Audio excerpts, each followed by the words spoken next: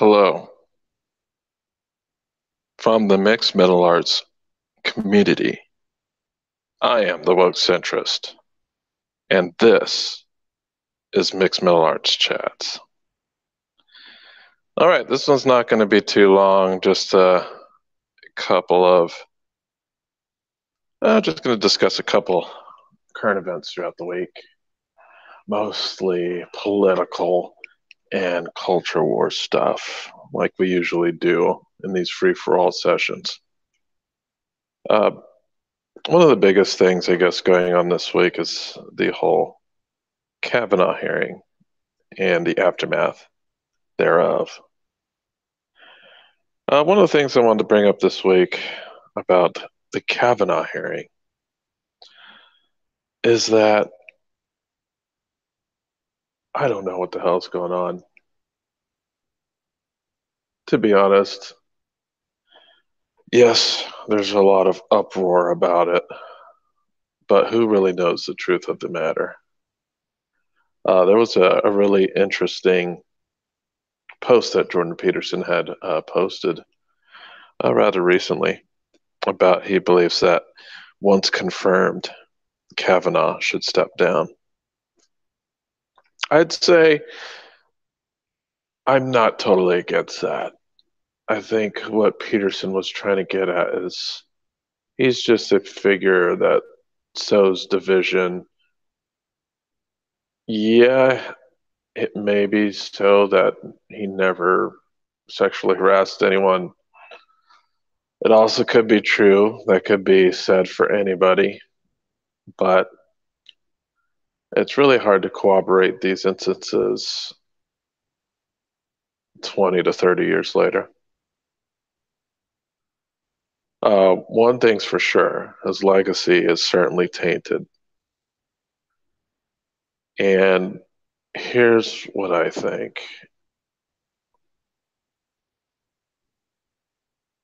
If he was looking to be appointed by in a federal capacity, whether he's a politician or not, he's playing with politics. He's going to have to deal with politics, especially as something as controversial as a Supreme Court nomination. There is one thing that steps out to me, though, especially regarding his very malignment about the left. Whether these allegations are true, there are some things we could look at that would make him not such a great candidate for the Supreme Court. I think we've already know, according to his testimony about his drinking habits, is that he wasn't really so forthright being under oath. I think that should be looked at as the main problem here. Did he lie under oath? He wasn't honest, I can tell you that much. But I think that's totally should be a concern. Well, when you're nominating Supreme Court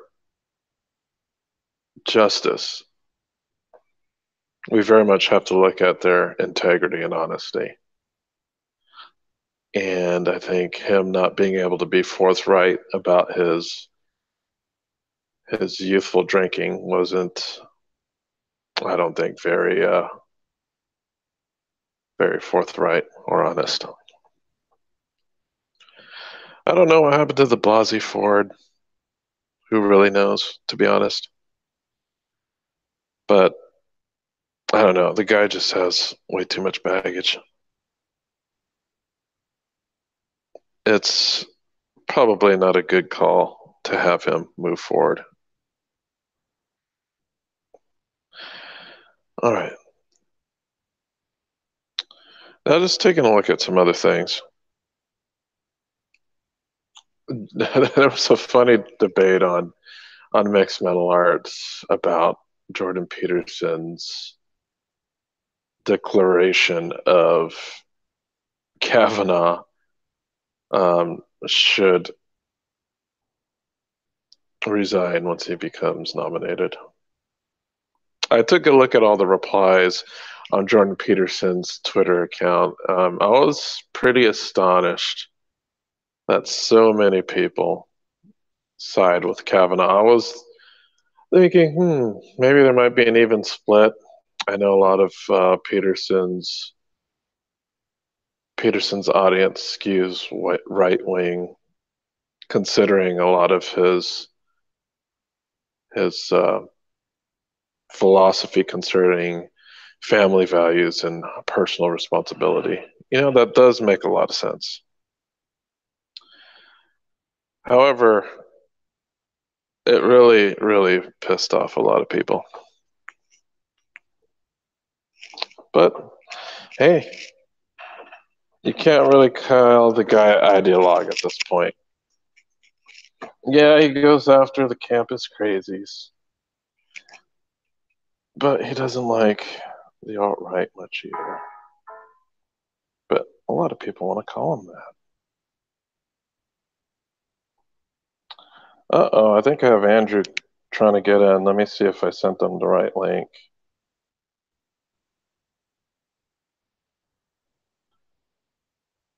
All right, I have to see if I can get Andrew in. I'm going to be a little preoccupied trying to get this dude in. I'm not very good at multitasking, so I'll do my best to get Andrew in and to chat you guys up at the same time. Yeah, looks like I sent out the wrong link. Uh-oh, that's not good. So what I got to do is I got to resend out this link to everybody on Gmail because I sent out the wrong Hangout link. So I think everybody's joining some type of limbo room that doesn't exist while I'm here blabbing on about Kavanaugh. So let's try to do this. Really sorry, guys. I forgot that these links just kind of expire, and I didn't start right away. So I am trying to get people in here. Sorry. All right, so now that I sent out the link via email, let me go ahead and get Andrew the right link.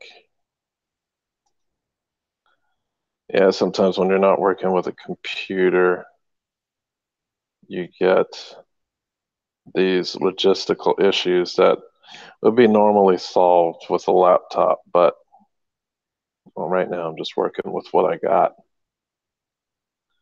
And what I got right now is I'm broadcasting to you all live on a Kindle Fire tablet. Like, I'm not using sophisticated technology here. Literally using a tablet I paid. Uh-oh. Well, let me give you a hold here.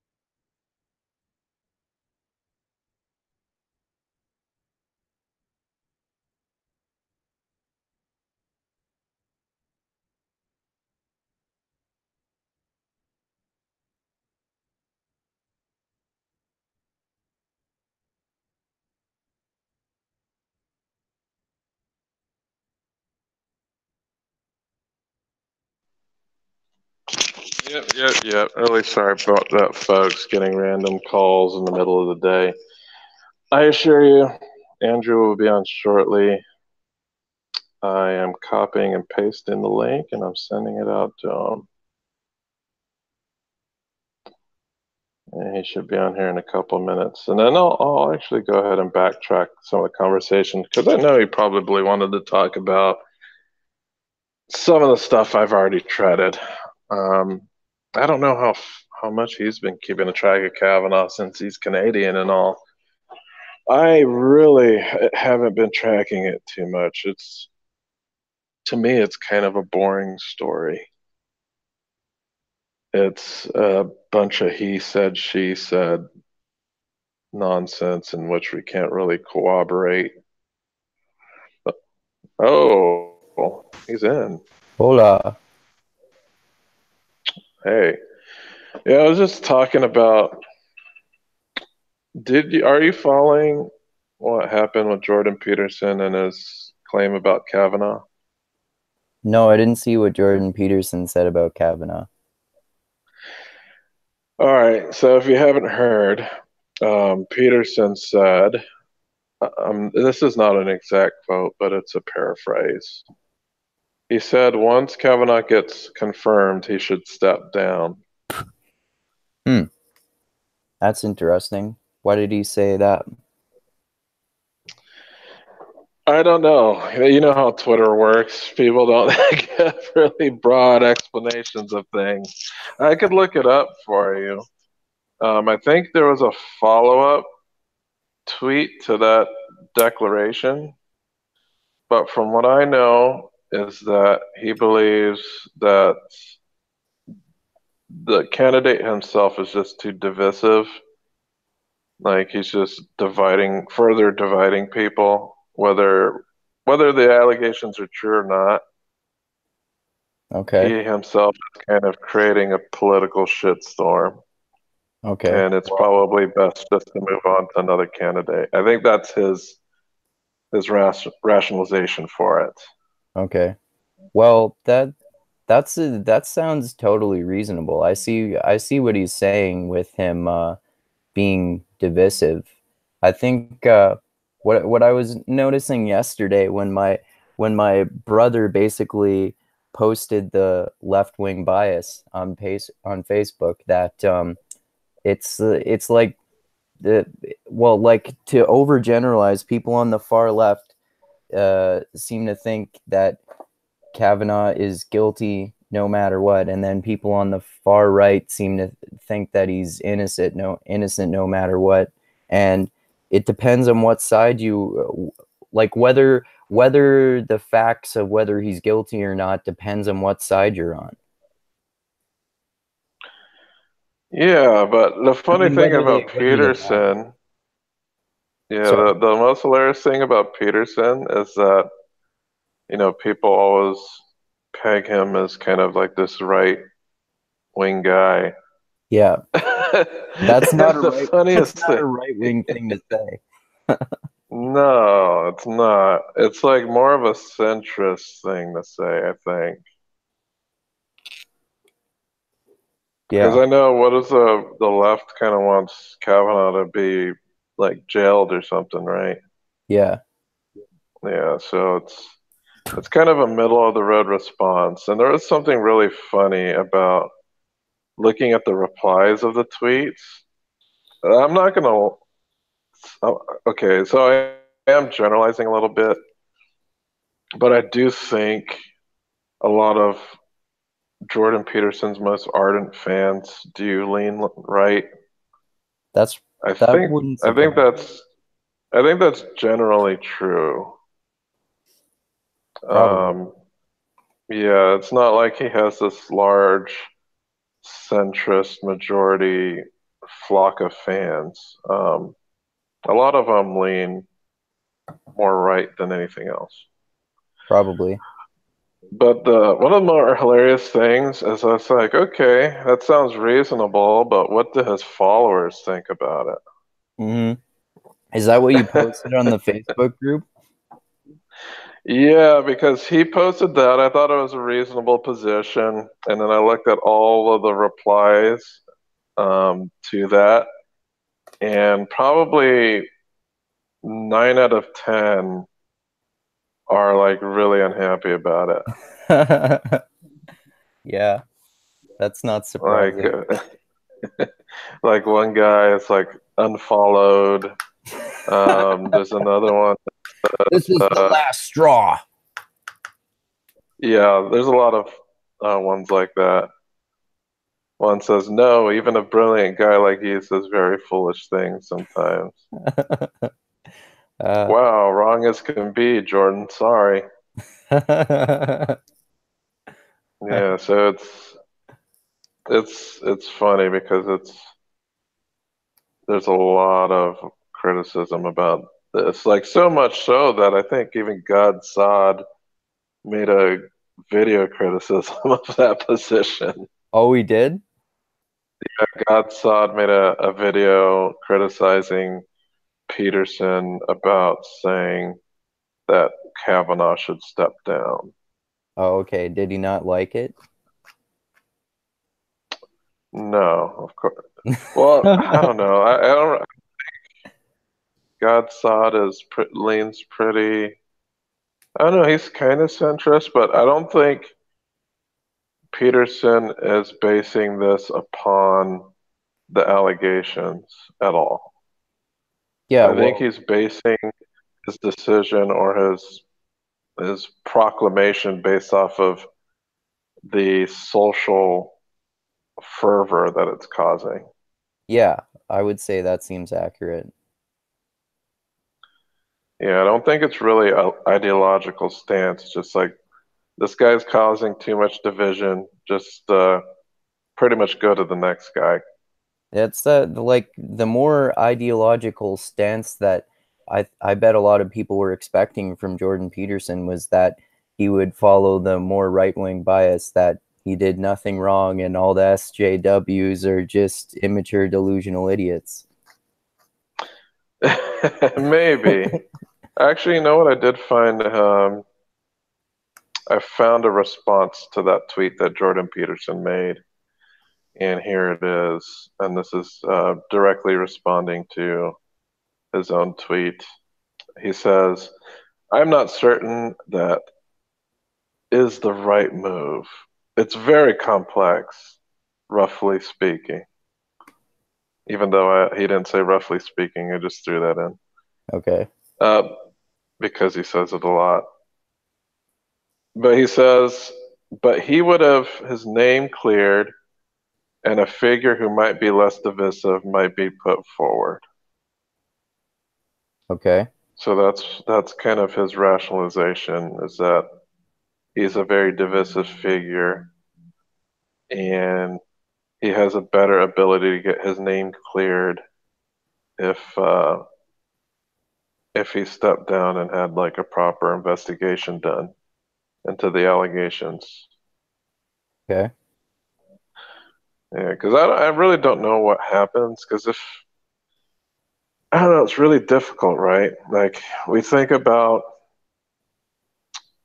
sexual predators, or at least sexual predators getting their comeuppance later on in life. Like Cosby, for instance, it wasn't, he had to go through trial twice to get convicted. Oh, I Um, didn't even know that. yeah, he first he got acquitted, and the second time he got convicted. Oh, okay. So are people using that argument to say the same thing about Kavanaugh that maybe he'll be convicted if he's accused or if he goes through trial a second time or something like that? Well, I think the thing is what Peterson is saying. At least he could go through the proper legal processes before Okay. he gets put on, before he gets appointed as a Supreme Court justice. Okay. Like right now, it's just a gamble if he did or didn't do it. Like who knows? There's no proper investigation of it. There's no criminal or civil proceedings based off of it. What was the So investigation that or trial or whatever that just happened? it was just an FBI investigation that was kind of narrow in scope. Like there's Okay. a ton of witnesses, but only I think I don't know the exact number, but I know 10 people were talked to, but Okay. I know that there were more witnesses than just 10. Okay.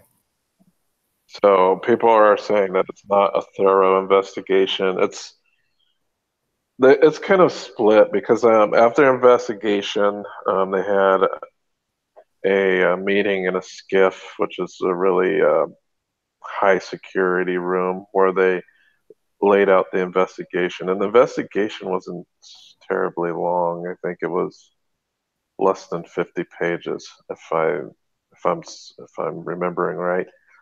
But How they let long all would the a how long would a it long was only one a be? week long.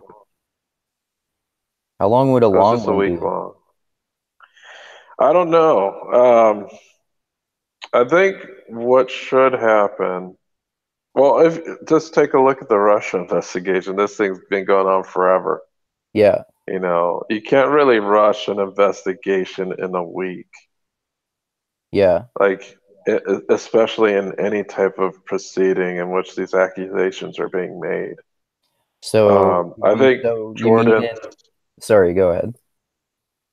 I No, you interrupted. go ahead. I was gonna say, so the part the part in the video that I was watching that was conveniently glossed over yesterday, um, about how what you were saying about the investigation being narrow in scope actually kind of makes sense. It makes sense only because they're trying to do this investigation in a week. Yeah, But this is not something that takes a week to investigate.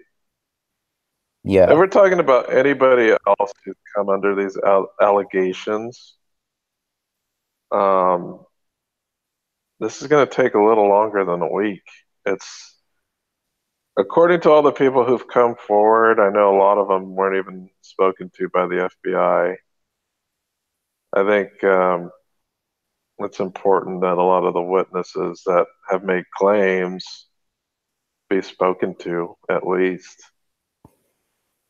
you said 10 were spoken to so far. I believe that's the amount. Okay. I'm not I'm not entirely sure. I know the investigation amounted to 10 or less witnesses and less than 50 pages of Okay. testimony. And And this is just, nothing was found against him this time, like no evidence against him this time with this short investigation. well, nobody knows. Here's the thing, nobody knows what the testimony was. This is not public. Oh, okay. The only thing we know is the reaction of the people who read the documents. Okay. So we have a very divisive and partisan reaction Yeah. from Who the called it? Who Republican. expected that? What was that? I said, who would have expected that? Well, of course, the Republicans said, "Oh, this was an adequate investigation," um, and the Democrats are saying, "Well, this is not an adequate investigation. It's very narrow. They didn't speak to all the witnesses, et cetera, et cetera." Yeah. So I don't know. I think they should have let the investigation go on longer, and because I don't believe that this investigation clears his name. One, we're never going to see any of it. It's never going to be brought up in a hearing where it's public. Yeah. So it's kind of a mystery to really what entailed in the investigation. Yeah. I mean, like, based on what we know, it kind of still basically boils down to he said, she said, right? Yeah, well, at least we're not privy to the information in the investigation, so it's the public is not in the know Yeah.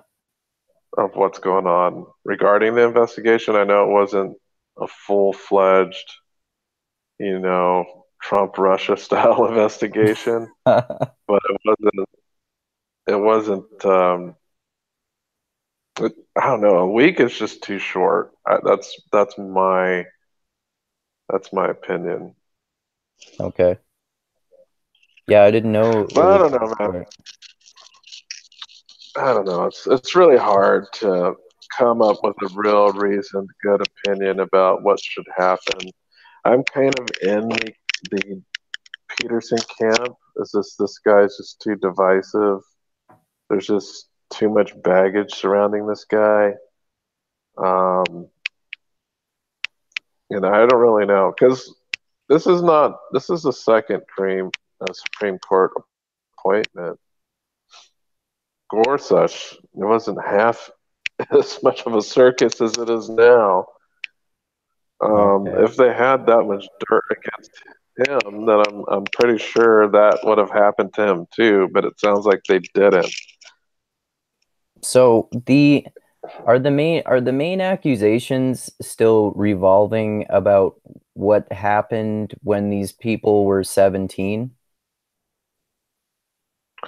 Some of them, there's other accusations about when he was in Yale. So this is college age. Okay. Yeah, I don't. The main thing is the Blasey Ford accusation. That's the main one. There's kind of some ancillary accusations as well that were not investigated. Is the Ford one from when when he was in high school or when he was in college? Yeah, Ford is when he was in high school. Okay. So Yeah, I but I bet that think I bet that a no, reason go ahead. that I bet that like an explanation that people who think he's not guilty would use would be that, like, when you're 17, even from like a scientific perspective, your prefrontal cortex isn't formed, so you have bad judgment, which is why, like, Robert Sapolsky talks about, for example, how people with people who are under the age of 25 arguably shouldn't be tried as adults in courts, or at least people who are not adult are like younger than 18 and not legal adults should not be charged as adults in court. So, like, maybe say he is guilty.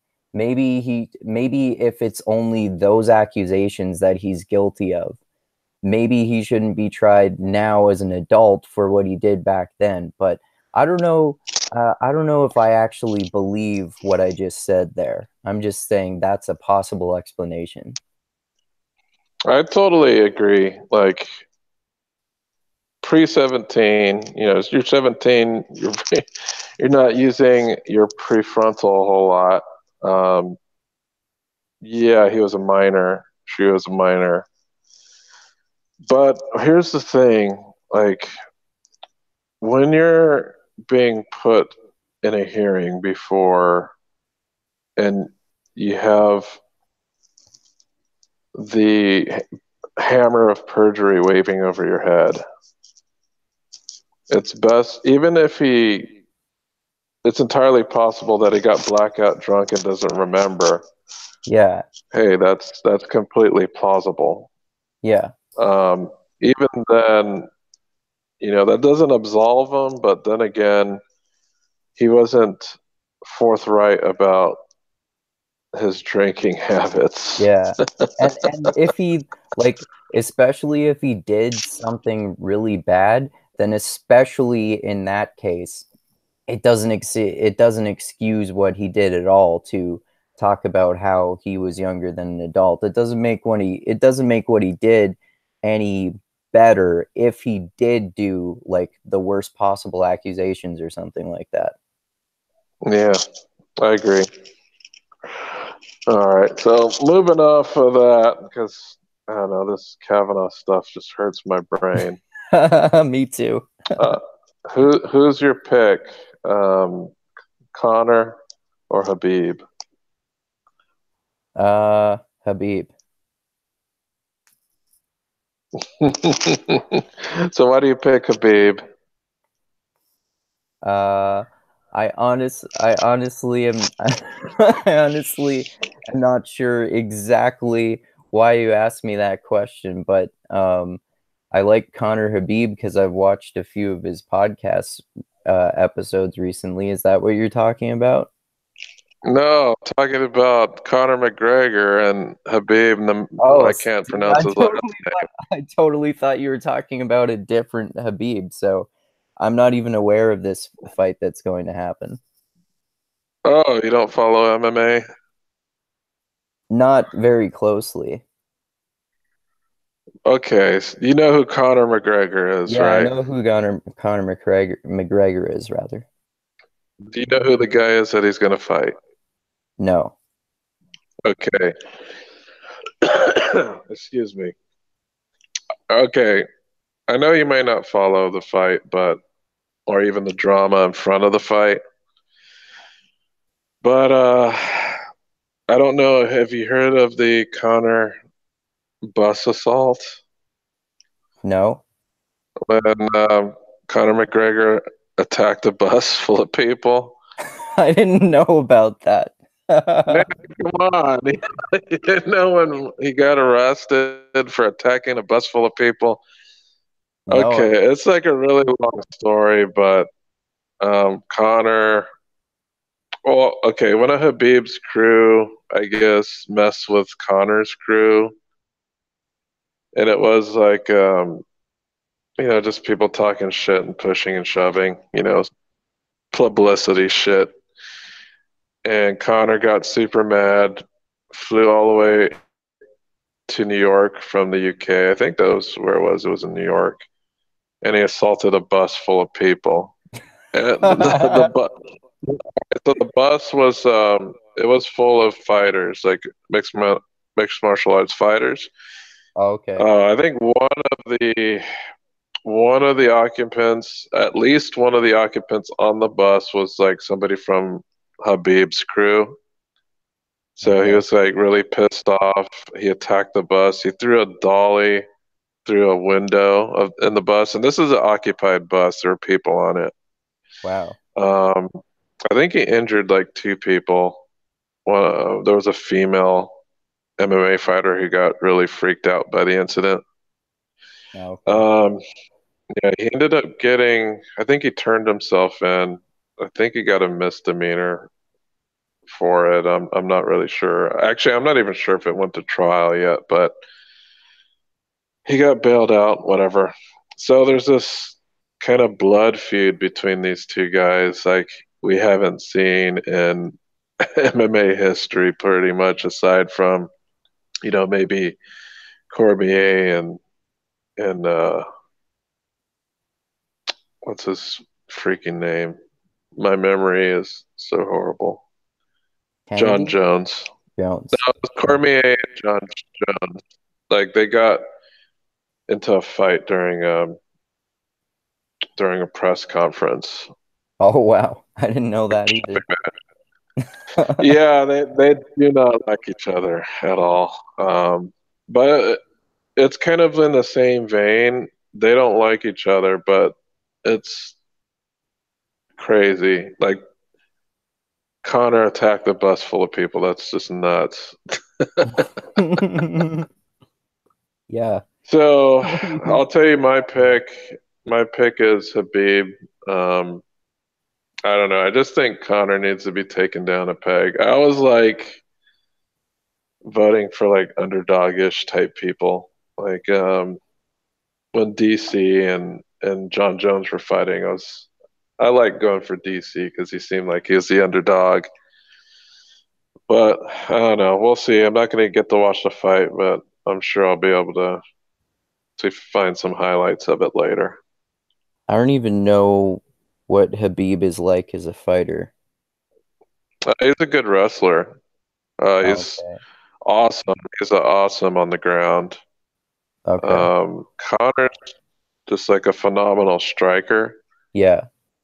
Very good. He has very good stand up, but Habib is a beast on the ground. So these matchups are usually pretty interesting. It's usually one guy's trying not to get hit and the other guy's trying not to be brought down to the ground.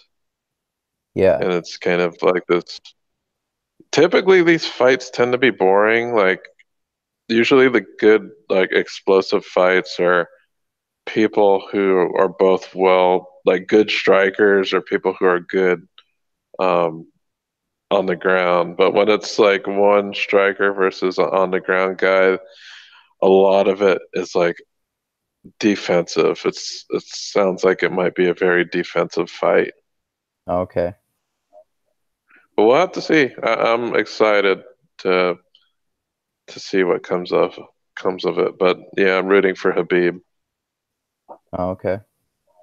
Yeah, that dude's hardcore. He looks Is- he looks like a prehistoric human. I don't know. It's just hard to explain. He just looks prehistoric and just very bestial. Just Ah, has that kind of bestial look to him. okay. I don't know. If I found a picture, you'd be like, "Oh yeah, that guy looks like he can take a lot of punches to the face." Yeah, But yeah, that's gonna be a great match. that sounds How is cool. it going with your Quran rating? Oh, it's okay. I think so far what I've been thinking about it, and I've read most of it now, is it's like the Bible light. It's like it's like all The the Bible Light. yeah, it's like all the parts in the Bible that are like, praise God, God is awesome, isn't God so great? We should all just suck God's dick and the world will be a better place. And but it doesn't have like the stories and the poems of the Bible. So that's my like basic simple impression of it so far. So it does it have like these tales and parables and myth-like stories. It doesn't seem like it does. Maybe I missed a few, but it seems like it's mostly just the whole like praise God, God is awesome, shouldn't we all just love God and all that kind of stuff. Well, so you're basically saying the Bible's more interesting. Yeah, I would say so. But I also like I also don't see why people see at least I mean obviously not taking into account more important factors like culture in different places. If you just look at the text, like to me, based on my very amateur understanding of both of them, if you just look at the text, the Bible and the Quran are pretty similar. Like, I don't see why people would see the text as so different. Yeah, the text itself. Yeah, Yeah. I know what you mean. Yeah, it's very similar in scope. It's I don't know. What was your motivation for reading the Quran?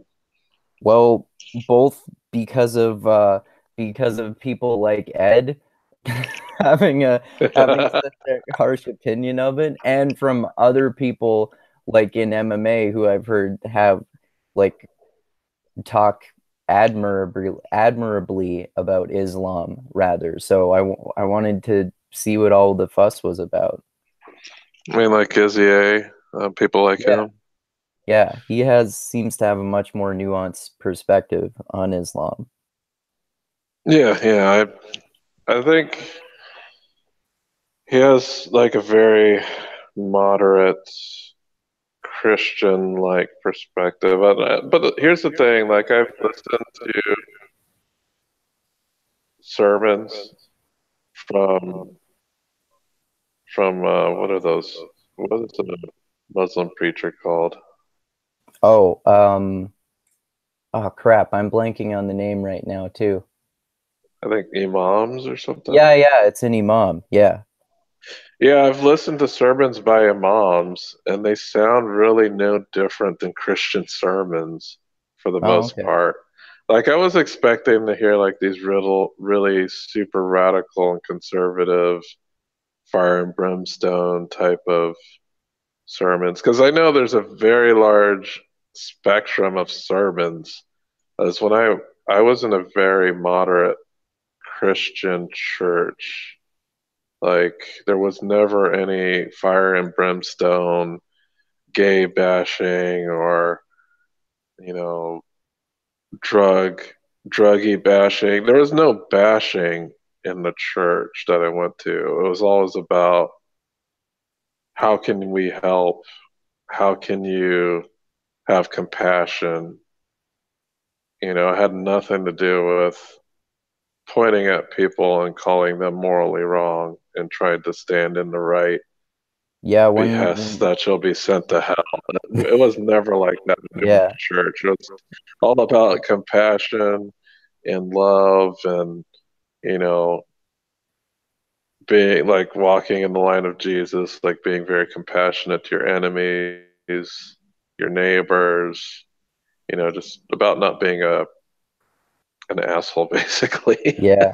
Well, that's But what I've that's heard what. sermons that are very crazy and Oh, okay. and super like fire and brimstone. These are just ones that I've heard like maybe on YouTube. And I typically think those guys are crazy, but like some of the sermons I heard from like a Muslim imam are very similar to the ones that I heard in my own church. So I'm guessing that they run the gamut as well. They have Yeah, to. They have to have a broad spectrum of how they use their faith and how they dictate their faith towards their congregations. yeah.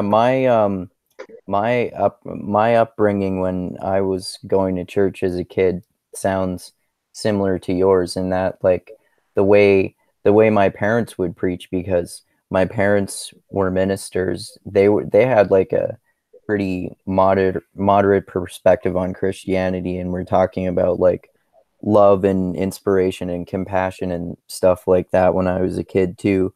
And then when we left that church and went to the Presbyterian church, it was much more moderate too. There wasn't any fire and brimstone or anything like that. The only people I got that from in where I'm growing up when I was a kid was from like my friends at school and their parents and people like that who were way more hardcore about the fire and brimstone shit, like telling other kids at school that they'd go to hell if they don't follow Jesus or anything like that. So even as a kid, I found that fucking confusing because I was like, that's not what my parents think at all. Why the fuck do these people think that? Yeah, because there's a wide spectrum of beliefs within the religion. It's not all that okay. Every imam is speaking these hateful, like misogynistic, terroristic ways. It runs a gamut. You're gonna Yeah, get good stuff and you're gonna get bad stuff.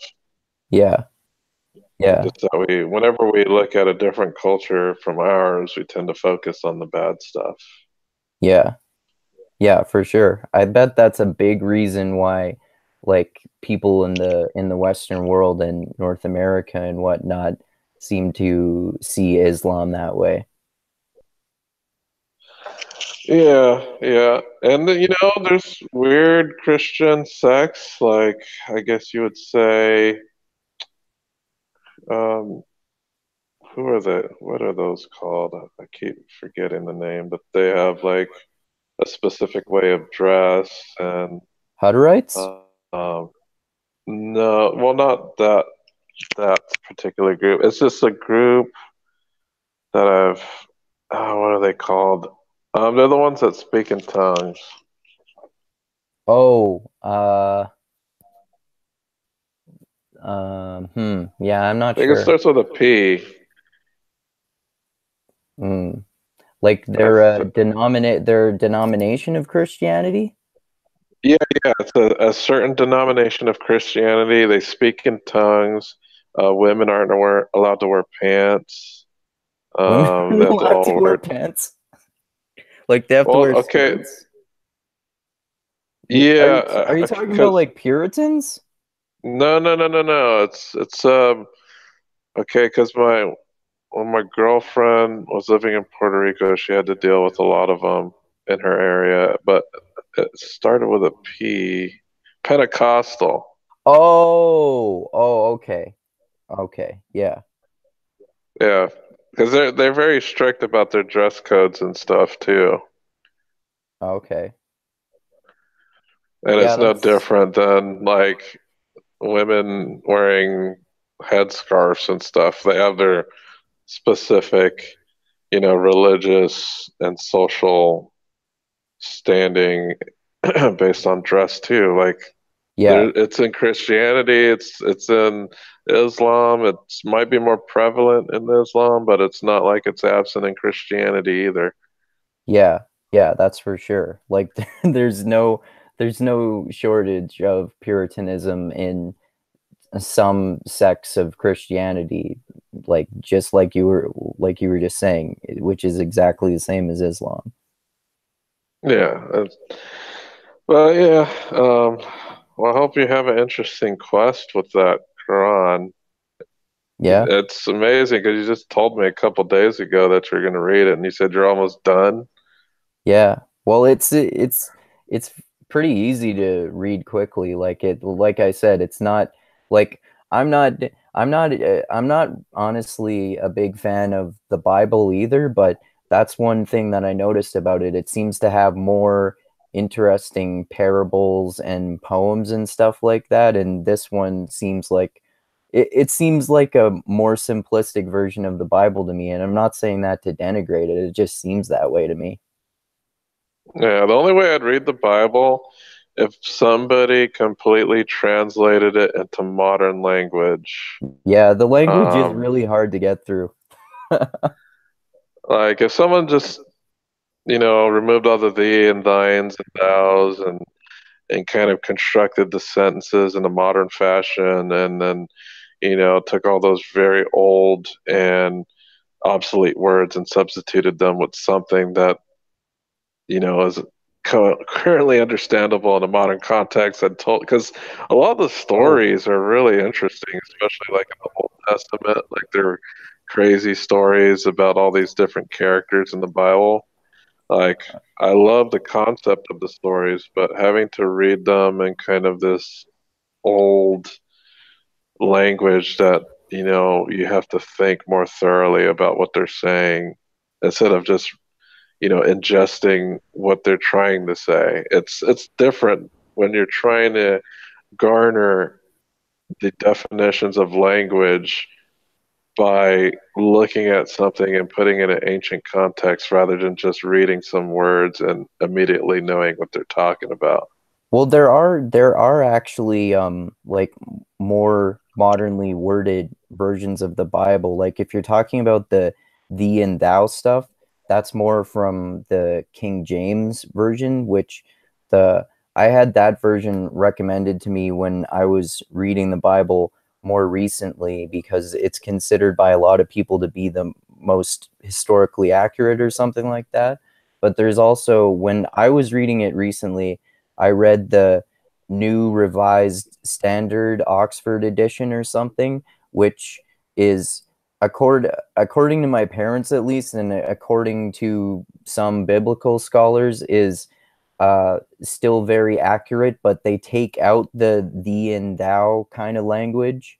And there's also if you want if you want it more for the stories and you don't care that much, well, you don't care 100% about it being 100% historically accurate. There's an even more simply worded version called the Good News Bible that people sometimes use like for teaching at churches because it's easier for the public to understand. Well, is there any version of the Bible that presents the command that does not present the commandments as thou shalt not steal? I think I don't remember 100%, so I might be wrong about this, but I seem to remember that when I was reading the New Revised Standard Edition, it didn't talk about it in that way. Like it didn't use that specific language. So it says just like you shouldn't steal instead. Well, it might say like thou shalt not steal, but it doesn't say like thee, thou, and all that kind of stuff. But I it might I'm pretty I think now that I remember, it might be, it might still say like "Thou shall not steal" or something like that. Yeah, but is there any version of the Bible that says you shall not covet your neighbor's ox or ass? I don't think it. I don't think there is. Maybe in the Good See? News Bible, See, because that's what that's I even more simplistic. But I don't know. I don't know. like. That's what I mean. Like, if you're just like a normal person and you read that, you're like, what? You shall not covet your neighbor's ass and the ox? It's like, what the hell are they talking about? Yeah, I get what you mean, man. That's why like another aspect of the Quran that I noticed that was similar to the Bible for me when I was rereading it recently is that fuck, it's so goddamn repetitive. Like God is awesome. God is this. Guess what, guys? This story is about how God is awesome and we should respect God. Guess what this story is about? The same topic. Guess what this one is about? Also the same topic. Yeah, yeah. I would say it would get very boring if it's super repetitive, and that's why I probably didn't like church so much when I was like really young. When I was really young, like the sermon was just the most boring part of church. You're just like sitting with your head in your hands, listening to some adult talking about some concept you really don't understand. But I think when I got older, I was like, oh, wow, these sermon things are actually pretty interesting. It's like, Yeah. oh, okay, I get why some people like this stuff. And it was like interesting too because because sometimes there were rotating pastors. And the thing is pastors, they're very much a theatrical position. Like Yeah. they're a storyteller. They're supposed to engage in the art of story. And some of them are very passionate, but some of them are just like, oh man, it's like when this is gonna end. And I think there's Yeah. like a very important dramatic art in being someone who undertakes the presentation of sermons to a congregation. It's much like the same like a teacher. You know, a good teacher is going to be very passionate and humorous, witty. Like these are really good things that I see in good pastors that they have a sense of humor. They can crack jokes during a sermon. They could be witty. They could tell a good story. But that's not something I was concerned with, like when I was 7 years old, sitting in the Yeah. pews. Yeah, I feel the same way. Like, well, similarly anyway. Like, when I was a kid, even though at first I would see my parents preach, I still didn't necessarily understand what they were talking about in the sermons. But then, like, as I'm now that I'm an adult, when I like every once in a while go to church because my mom still preaches every once in a while and I want to support her. It's just her her speeches and speeches of other people who are like that. They're just like basically inspirational philosophical speeches, especially if there's not that much praise God talk and stuff, which I think my mom kind of removes partially for my benefit when she preaches because she knows that it annoys me. But What? Do that's you mean? What? She does that because it annoys you? well, I don't think she completely does that, but I think she does that because like the church we go to is really she tries to be like a really progressive preacher basically, and she tries to accommodate to all people, and she knows that there, or she at least thinks that there are other people who go to that church who don't like to be bombarded with all the God talk and stuff too. So, So it's yeah. like praise God and all that. It's like that. Is that like the equivalent to ums and ahs in a podcast? I think it seems that way. Like you can't figure out what to say at that time, so it's like praise Jesus, Yeah. praise the Lord. Yeah. Well, yeah, that's like falling back on a guitar lick when you're trying to do a jazz improvisational solo. That's a It's good like, oh. analogy. All right, so off of the God talk, um, was did you? I saw that there were probably like 3 or 4 postings on MMA and Unstructured related to this specific topic, and I wanted to see what your thoughts on it were. Um, the peer review hoax. Did you take a look at that? No.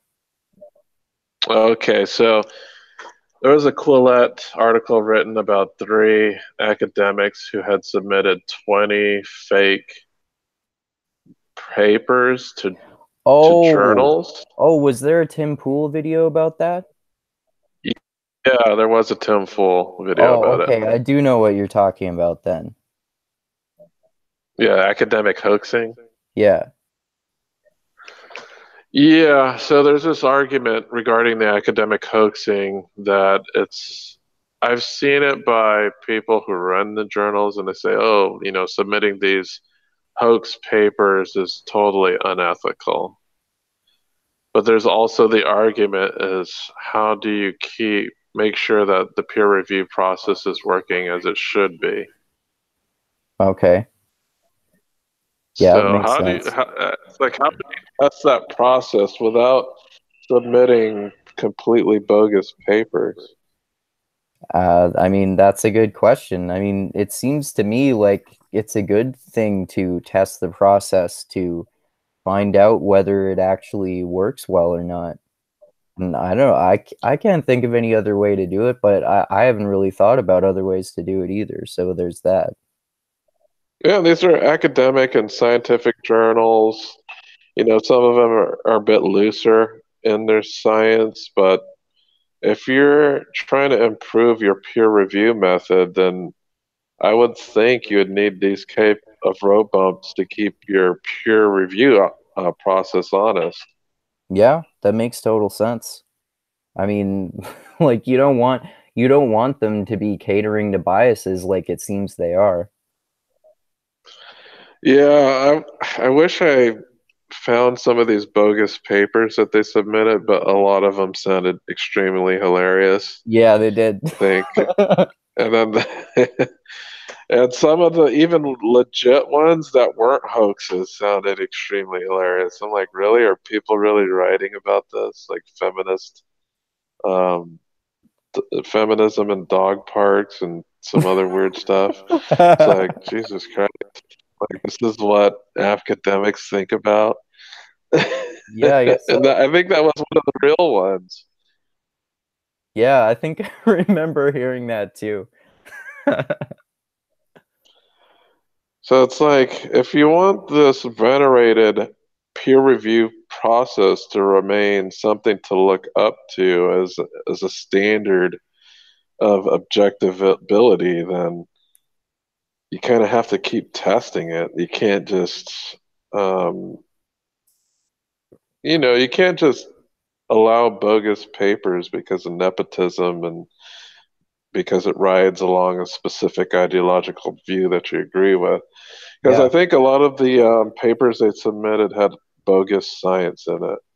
And I think that's what was concerning, that the data that they used to back these papers that they submitted, and I think on purpose, they made the papers outlandish enough so that the data should have been questioned. And I know they didn't all get submitted and published, but some of them did. I think like at least 5 of them got published in peer-reviewed journals. They had completely bogus data. It's like Jesus, how do we scrutinize these things? I think on the journal side, the ones that got duped are saying, "Oh, they shouldn't have done that. It's unethical." But if the peer review process was vigorous, then it wouldn't have been published in the first place. Yeah, exactly. Like in a So I don't peer-reviewed know. journal, you should probably have some confirmable evidence, I would say.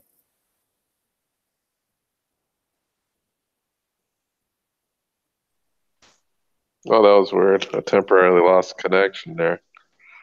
Oh, okay. Did you hear what I said? No, it I missed the last 10 seconds before I spoke up. Oh, okay. I was just saying that it seems like papers that get published should have confirmable evidence in them. Yeah, exactly. And at least asked to corroborate it. Like that's what the peer review. You're if you're in a peer review board, you have the ability to ask for the data.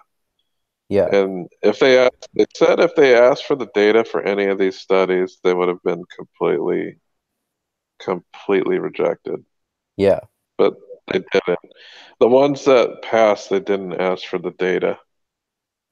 Yeah, they should ask for the data. Like that's how studies are supposed to work. Yeah, certainly. All right. Yeah, there was another topic I wanted to bring up. Um, oh yeah, that's right. So you know about Amazon, right? What they did? With what you were talking about last time? Yeah, so the Bezos, do you remember the Bezos bill, which was introduced by Bernie Sanders, in which if Amazon had any employees that were on public assistance, Bezos would have to pay the amount in taxes that these employees were getting paid for public assistance. Yeah, I remember you Um, talking about that. okay, so since then, Bezos announced that all Amazon employees will minimum will get $15 an hour. Oh, okay. So Hmm. it looks like Bernie Sanders' pressure worked.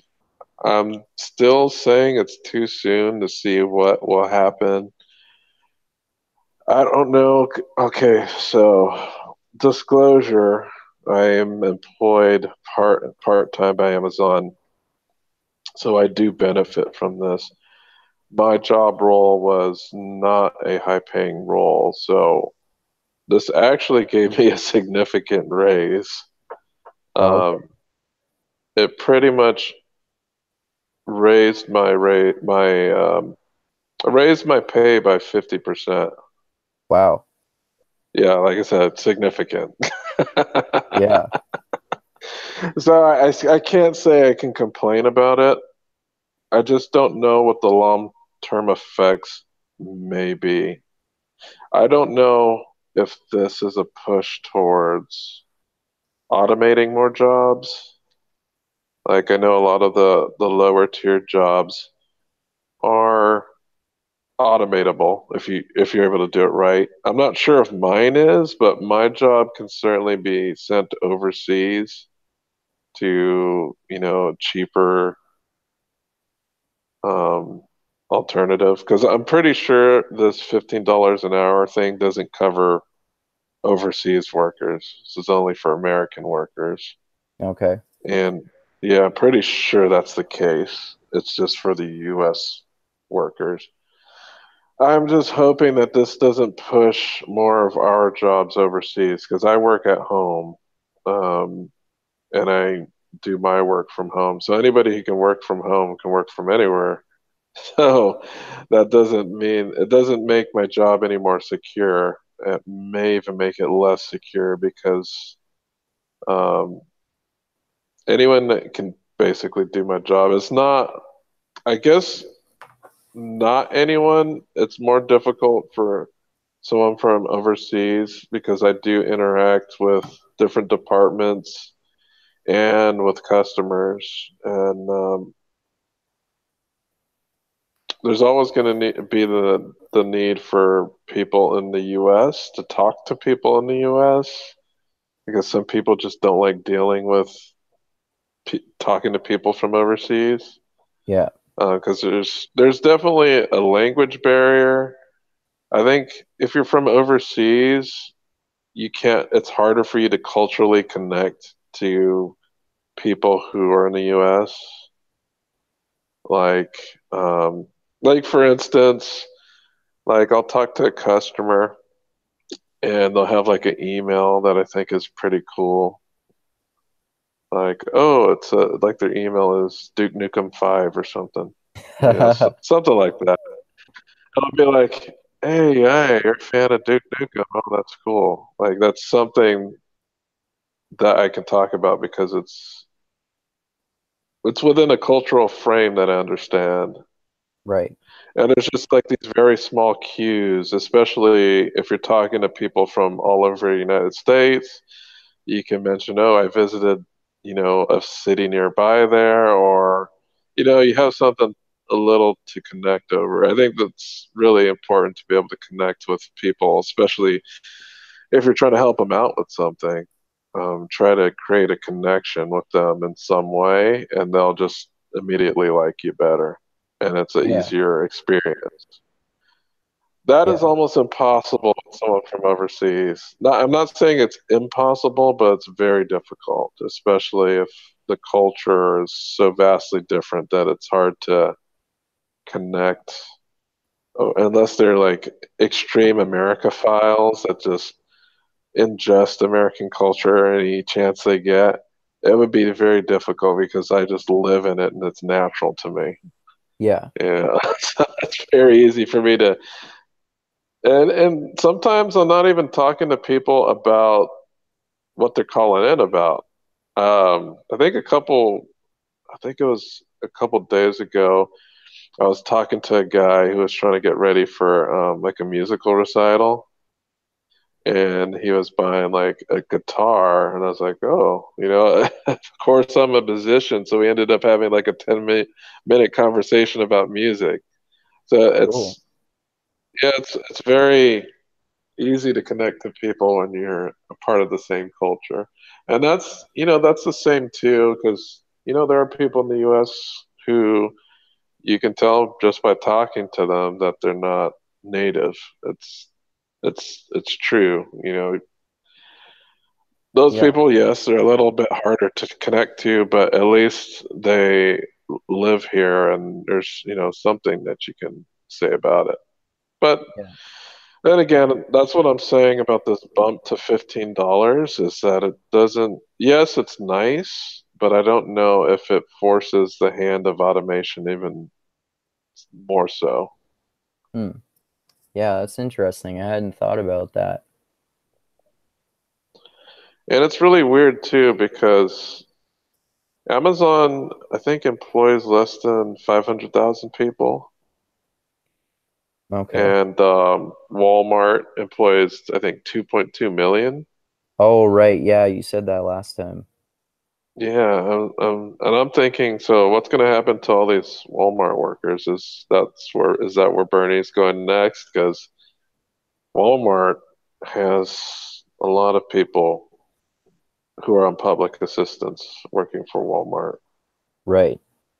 and Walmart is a lot of low paying jobs. The thing about Amazon is there's a lot to Amazon. There's so many different departments, and it's such a big corporation that works on so many different things that you're gonna run a gamut of the types of workers that they employ. Right. And Walmart has physical locations just about everywhere. Amazon, it's just warehouses that people ship stuff out of. So a lot of the low salaried workers, there's not as many of them Right. as much as Walmart, because Walmart has a much higher capacity, a much higher percentage of low wage workers because there's all of these brick and mortar stores that people work out of, and Right. they're all across the country. It's 2.2 million. There's not a bunch of software engineers that work for Walmart. Yeah. Wow, it'd be interesting if the people who are advocating for these types of policies end up sowing the seeds for their destruction of their jobs rather than making their jobs better. I'm hoping that's not the case, but I have to be skeptical that it's a possibility. could happen. Yeah. And, I'm not, it might be a victory for me that I'm going to get. It's funny because of the pay bump, Amazon now pays me more than my weekend job does. Oh. Just a little bit more, but yeah, this probably bumps my income. I think adds, I would say it adds about $5,000 a year to my income. Wow. I'm pretty sure that in Canada in general, minimum wage is $15 an hour.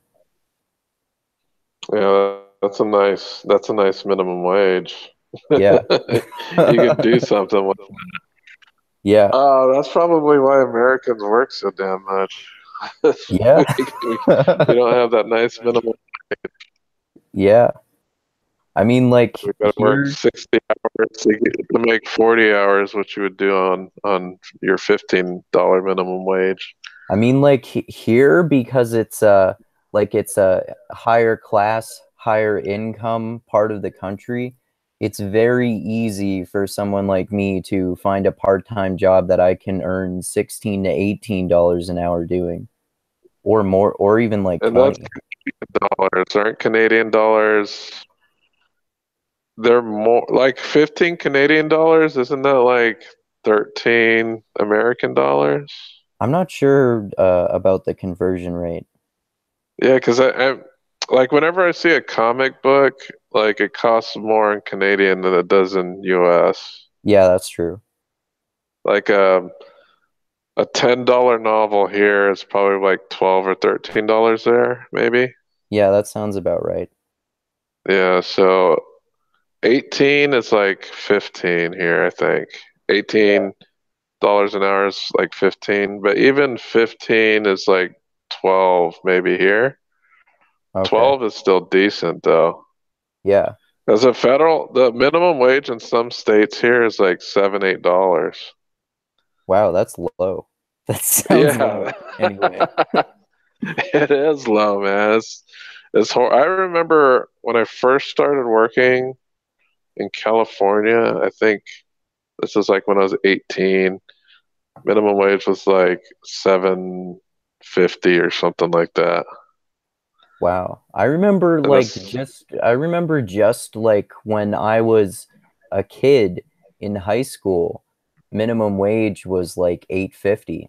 So it's almost doubled since it has basically doubled since then.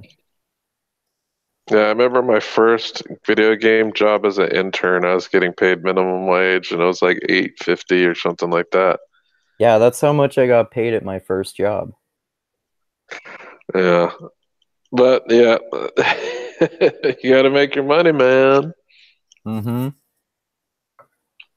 But yeah, I benefit from Bezos's wage increase, but I don't know how the future bides with that. Like, hopefully, it doesn't affect my job in a way that it's a loss. Like, I'd rather take a pay cut than a job loss. Yeah, I think that that's makes what I'm sense. saying.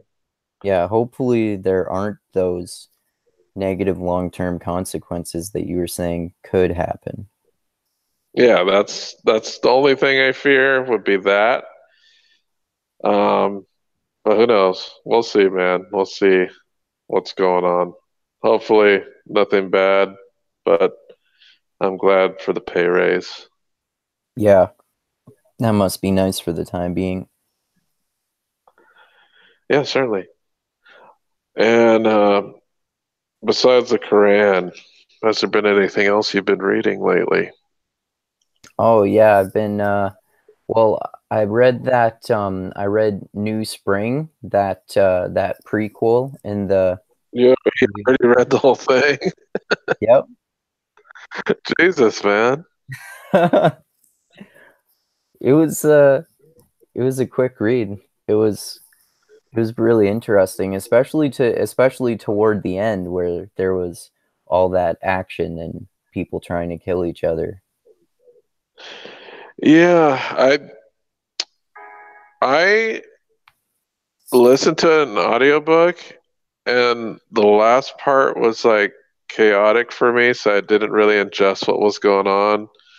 The stuff that I do remember is like how Lan and Moraine met and how they had like an adversarial relationship in the beginning, Yeah, that was where interesting. I think when they first meet, she like drops him in a lake or something like that, Yeah, and yeah, then she like sends puts ants in his pants, and yeah. If you want to like read an ebook version of that, I found a free ebook version of that online. oh really? Yeah, Um, my ultimate goal is to actually buy the physical copies of this entire series. right. Yeah, you mentioned that. I think it's such an important series to me that I need a physical copy. And I'm trying, I'm just starting to build a home library, and I think that's an important series to have a physical copies of. But is the ebook version, is that like PDF form? Yeah, Okay. Yeah, yeah, you could send that to me if you're able to find it. That'd be great. sure. Um, yeah, New Spring is interesting. It's like the time that Rand's born and all Yeah, the crazy politics that's going on and I like around that the time period. yeah, I like the White Tower stuff where they're talking about searching for the Dragon Reborn and all that kind of stuff. Yeah, and isn't Rand's father in it too, I think? I think he Is it is. Lan or Rand? Like in the very beginning, I think they talk about him finding the baby or something like that. Yeah, something like that. I don't remember for sure. I think if he is, it's brief, but I Yeah, it's real uh, short. yeah. Yeah, I think Yeah, I I'm still remember. going through the Great Hunt right now. I'm at Carrion, or how do you spell that? Damn, it's Carhian? Isn't there an H? Carrion. Carrion. Is there an H in there? Yeah, there's an H. Okay, it's pronounced Carrion. Carrion though. Carrion. I think so. I'm not Okay. told. Kyrian. That's how it's spelled. Kyrian. Okay. Sorry, but yeah, I'm at when Rand gets to Kyrian and he doesn't want to play Deus Damar or the Game of Houses, and it's just like pissing off all these nobles because they pretty much. I think three of them sent him invitations, and he just throws them in the fire. And his and the sniffer's like, oh man, you can't do that. They're gonna take that like pretty much as an act of war or something. He's like, what? Just throwing away these stupid invitations. I don't want to go to any of these noble people's houses or whatever. I just want to be left alone. I don't want to play the stupid game of houses. And Right. he's like, well, just by announcing that you don't want to play to them means that you're in it for sure. So, Okay. and also, it's when they find Tom again Oh, because okay. he goes missing after attacking the Fade. Right. But yeah, I'm only halfway through the Great Hunt, but there's so much stuff. I was like, I remember this stuff, but because it's the audiobooks, I didn't like really ingest a lot of it. Yeah. It's so much better just reading it. I'm glad I read the audiobooks or did the audiobooks first, but um, I think if I were to do it again, I'd probably read it first. Yeah. Well, you were noticing with me that since I've read like at least half of them as audiobooks, that I'm not absorbing all the information either. Some of it, like there's, I don't know, there's so much detail and foreshadowing. It's so intricately constructed as a book, as a series that one sentence a character says can has like a great impact 3 or 4 books later. Right. Yeah. So it's like you're reading something, you have to remember that what you're reading, if you haven't read it before, you wouldn't know, of course, because it's your first time through. But when you go back through, okay, you're keeping in mind that this story is so complex and well interwoven that little interactions here and there can be played out in the book. Like for instance, The Great Hunt has one small scene in it between Lan and Moraine that the entire book of the New Spring is based off of. Oh, I didn't remember that. Yeah. Okay. So in The Great Hunt, there's this part where Lan and Moraine go to these two like retired Aes Sedais to do some research. I think her name is Vandene and Aurelius or something like that. And they go, they're doing their research. She's trying to find out like more about the prophecies of the Dragon Reborn and what does the Horn of Valyr have to do with it. And then after that, they have a conversation, and then Moraine's like, "Oh, do you remember when you threw me in the lake that one time?" And they're like, Oh, okay. I bet I and would they're like, notice that "Yeah, reading that again now that I've read New Spring. yeah." I'm saying like when you read through it, you're like, "Okay, they're like totally talking about a book in the future." Right. Cool. And it's just like, and he's like, "Well, that was like nothing like you getting those ants to attack me in the night." It's like, "Oh wow." So this is something that Jordan, Robert Jordan, probably had some type of concept that was going to get fully fleshed out later that he introduced in the second book. And I think New Spring is probably written seventh or eighth. I think you said it was after the seventh book. Yeah, I believe it's after the seventh book. So he's written this in the second book, and then he goes back into New Spring, which is a prequel, but written after the seventh book. Right. He's totally taking the small scene in The Great Hunt and he's fleshing it out into an entire story. But there's more to it because, the New Spring has a lot of different events um, that correlate to the rest of the story in the book. Just about Moraine's 20-year journey, searching for the dragon, like how the prophecy was was started, I guess, for the foretelling, and then this lady drops dead right after she after right after the dragon is born. She's like goes into like this trance and starts doing a foretelling, and right when she completes the foretelling, she drops dead. Yeah. There's so much mythology in this series. Yeah, very interesting stuff. Another book I'm reading is Fear. It's that new book that came out about Trump. Oh, it's the Bob Woodward one? Yeah, I think this is probably the last book I'm ever going to read about Trump because it's basically, I haven't really learned anything truly new about the character of the president. Like, what I'm reading is not surprising.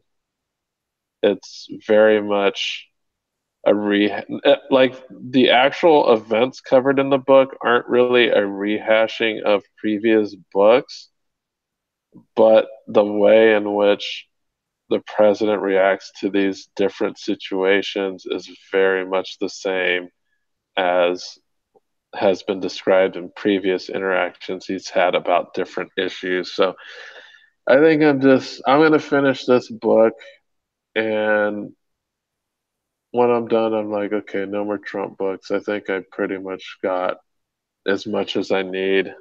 I'm not going to really learn anything truly new. And then anytime the media kind of talks about the new books that come out about him, they pretty much present the new evidence.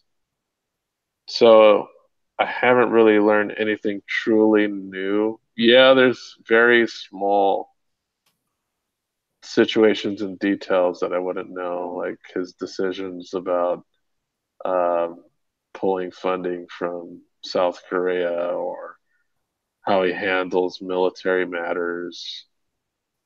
I think this is probably the best book that I've read, but it's not surprising or new considering the other Fire and Fury book. But I think it's just because of the pedigree of the journalist involved, I'm more apt to believe the Fear book over Fire and Fury, even though some of it rehashes the same events.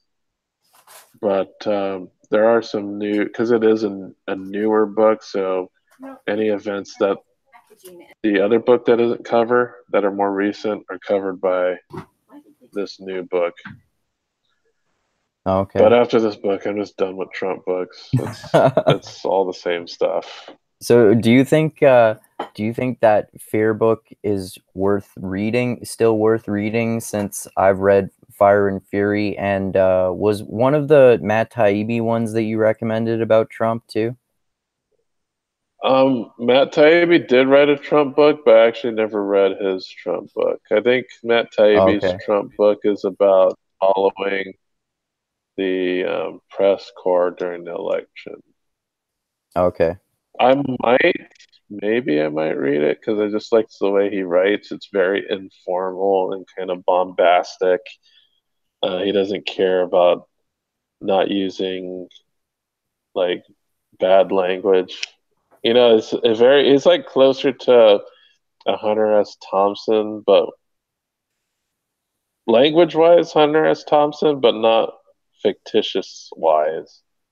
This Hunter Like did not kind of subject matter? embellish.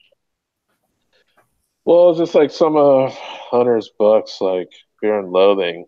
That's not a completely 100% truthful and factual account. It's like embellished. A lot of it is just like completely fake. Yeah. But Well, isn't it a novel anyway?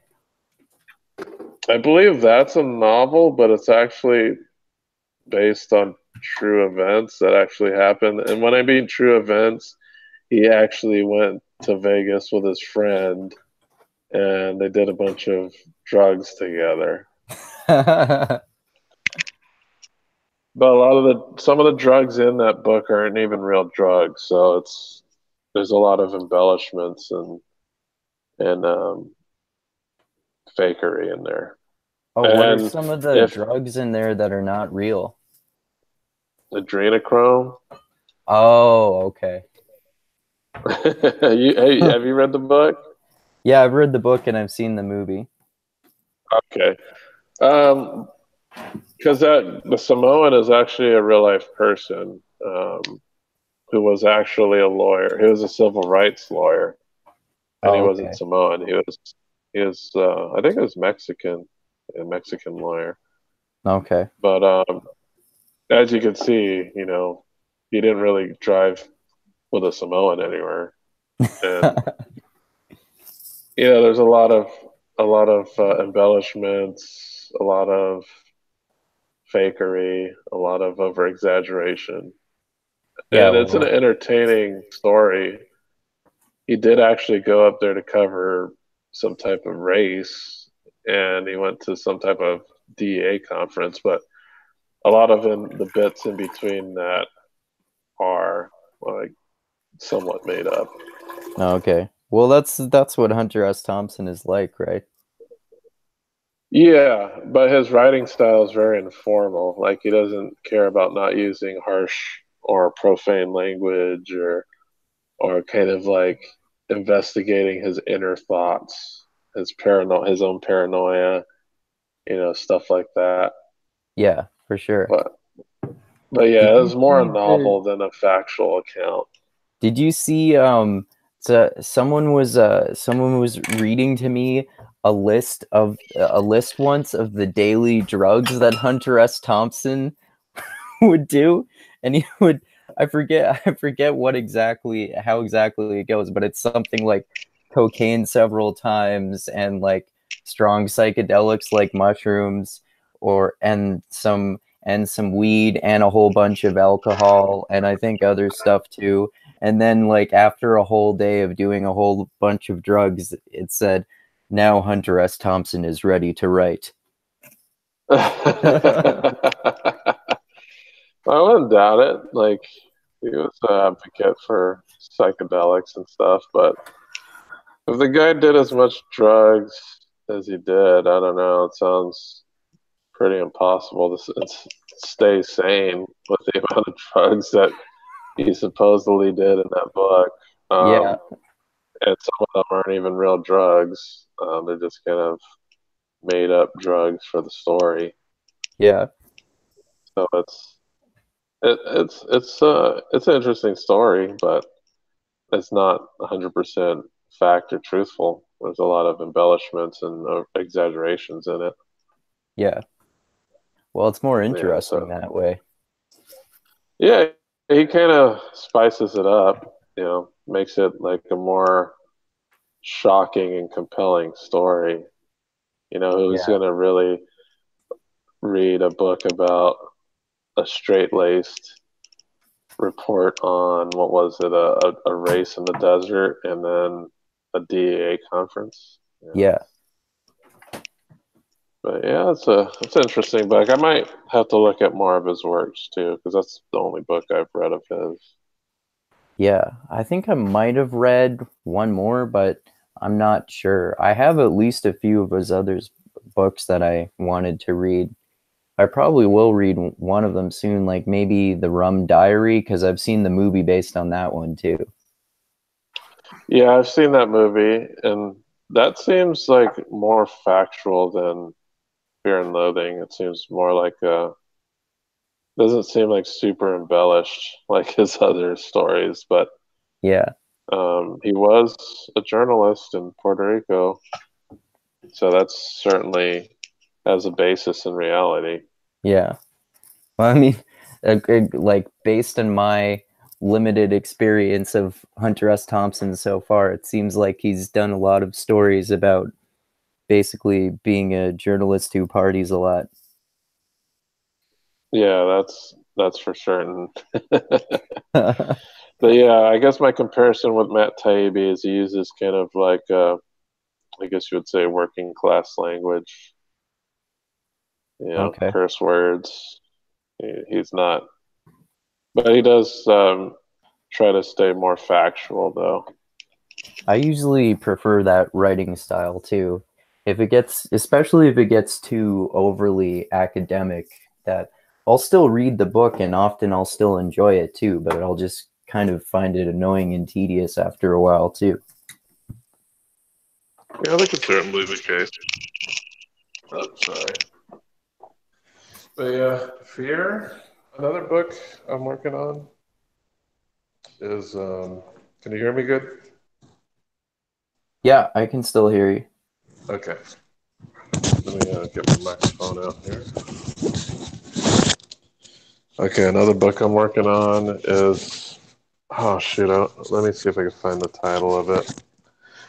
It's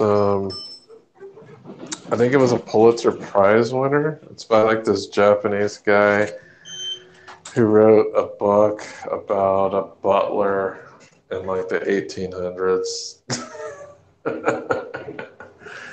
It's supposed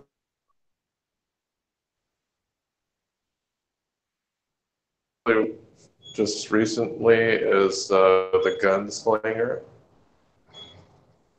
And I'm not really familiar with Stephen King's books, but Oh, okay. yeah, I thought it was an interesting book. People say it sucks though, but I thought it was okay. Hmm.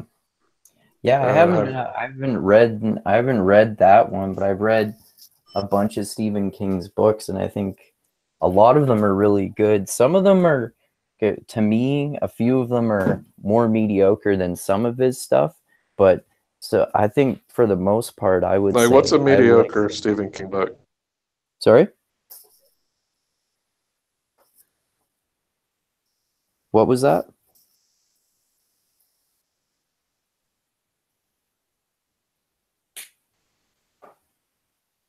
What do you consider a mediocre Stephen King book? Um, like one of the first ones of his that I read that I thought was mediocre in comparison to a few of his other ones was The Revival. It's one of his newer ones, and I just didn't like it quite as much as some of his other books because it didn't have as much like bizarre supernatural stuff that he's so fucking good at writing about. Yeah, the one I read, Gunslinger, is supposed to be part of like a 10 book series. But it had like some weird, it was like weird post-apocalyptic mix of that with like supernatural spirits and the devil and like occult Christianity. Oh, It's a weird book. yeah, I think when you posted about that on Facebook, I commented and recommended to you my favorite Stephen King book, which is Bag of Bones. And what's that one about?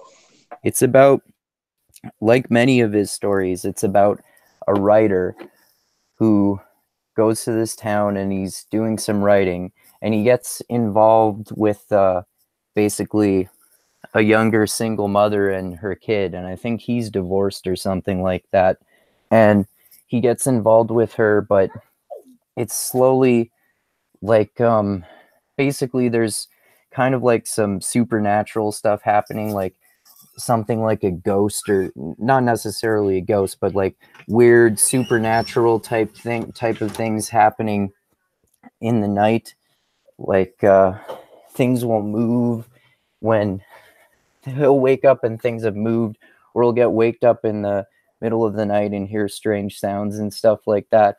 And then that sort of tension and uh, and mystery kind of just increases gradually more and more throughout the book until it becomes really bizarre and intricate and horrifying, and it kind of takes over the book and causes some really fucked up shit to happen.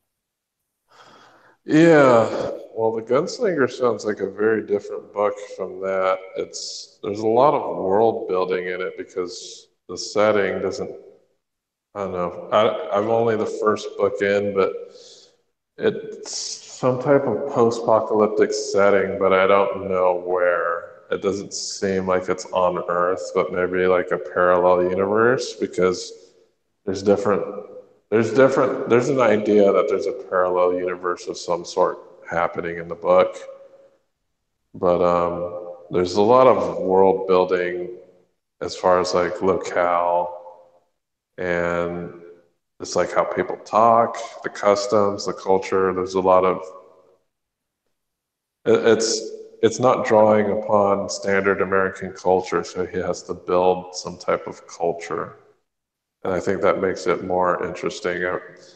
I really do enjoy novels that kind of create a different world that are very imaginative. Yeah, me too. I haven't, like I said, I haven't read The Gunslinger yet, but I do want to eventually read like pretty much all of Stephen King's books anyway. But How is that even possible? Doesn't he have like a ton of freaking books? yeah, but I love Stephen King books, or at least like they're always, whenever I'm like looking through my library for my next book to read, if there's a Stephen King one, especially if it's one that I haven't read, I'll generally read it because even if it's I don't like it as much as some of his other books I've read, it's I always think it's end up thinking it's a good book.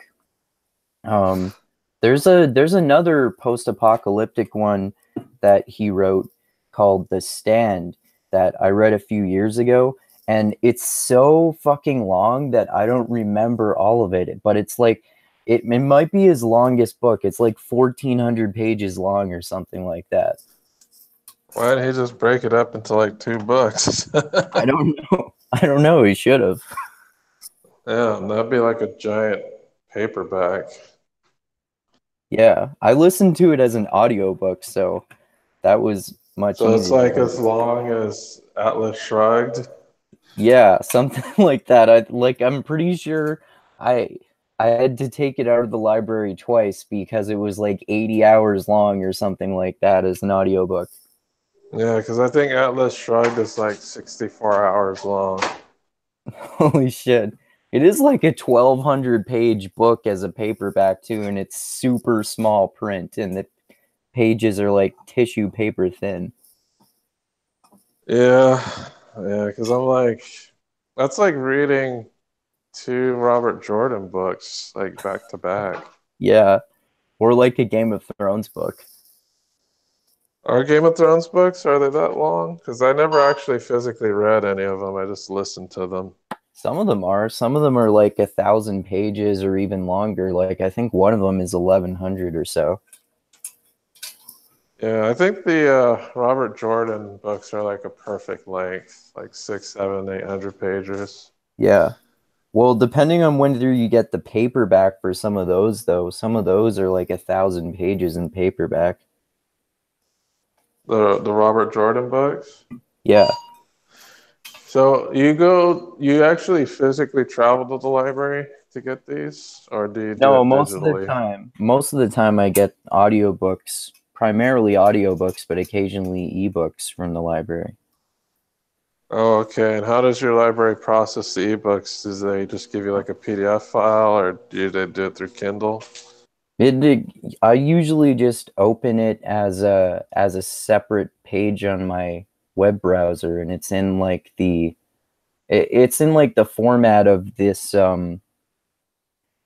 platform that the library uses for it. It's not a PDF, but its own specific type of platform, which is it's sim like for an audiobook, it's like its own particular platform. It's Oh, like nothing an special. Audible? Yeah, it's like Audible, but it's not the same thing. Okay, I think I get it. But you Yeah. rarely go to get physical copies? No, I rarely do that. Oh, okay. Well, Mostly it because I don't seems, want to make the trip. well, yeah, that's understandable because you'd have to make two trips, checking it out and then checking it back in, Yeah, then paying a late fee if if you don't check it back in on time. exactly. And when you take out books as electronic files, they just return themselves when they're due. Yeah, that's the beauty of the modern digital library. But yeah, let me see what the name of this book by the Japanese dude is called. Let me see if I can find it here. About a butler in the 1800s. Yeah, I just picked it up because it was like, oh, it's a Pulitzer Prize winning book. It has to be good. Yeah. It's I find that sometimes when I read award-winning books, especially if they're more recent ones, sometimes they're good, but sometimes they're just well written and they have a really boring story. I'm kind of assuming that's the case, but the book is called The Remains of the Day by Kazuo Ishiguro, and it's actually a Nobel Prize winning book. Oh wow. So it has to be good, right? You would assume. I would assume that, yeah. Is it? I don't know. I haven't started it yet. I checked it out. Okay. I'm trying to get through Fear first, and then I'm gonna get back into that. And I'm expecting like something boring, like Dostoevsky or something. Oh, okay. Yeah. But yeah, like the Dostoevsky book that I read, it's a good book, but it's not super exciting.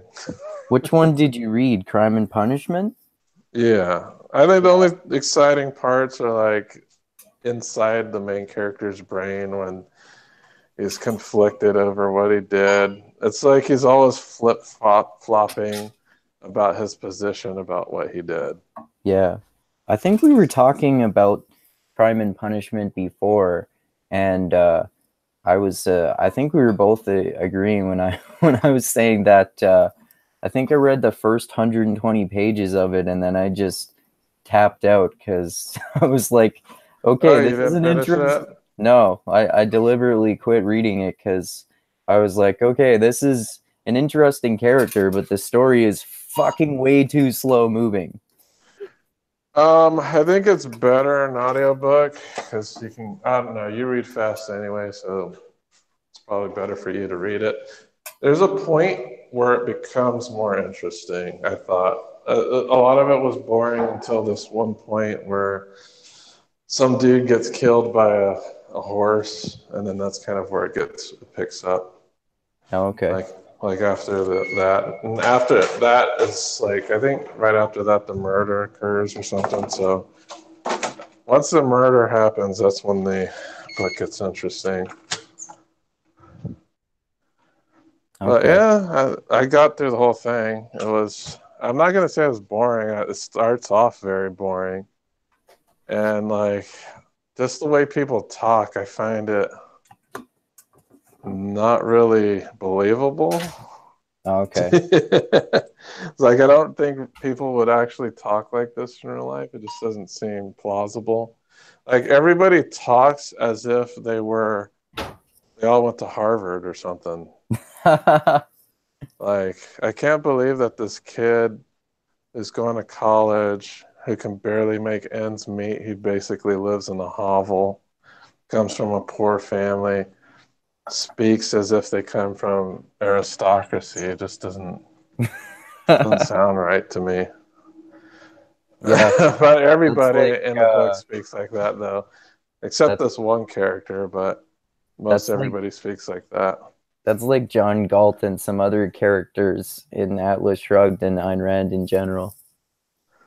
Yeah, most characters do. I think there's like one or two that don't. Like, for instance, um, there's this one lady that um, Dagny's brother's interested in, who's obviously portrayed as somebody being working class. That's like the only person that doesn't speak in kind of this highfalutin aristocratic manner.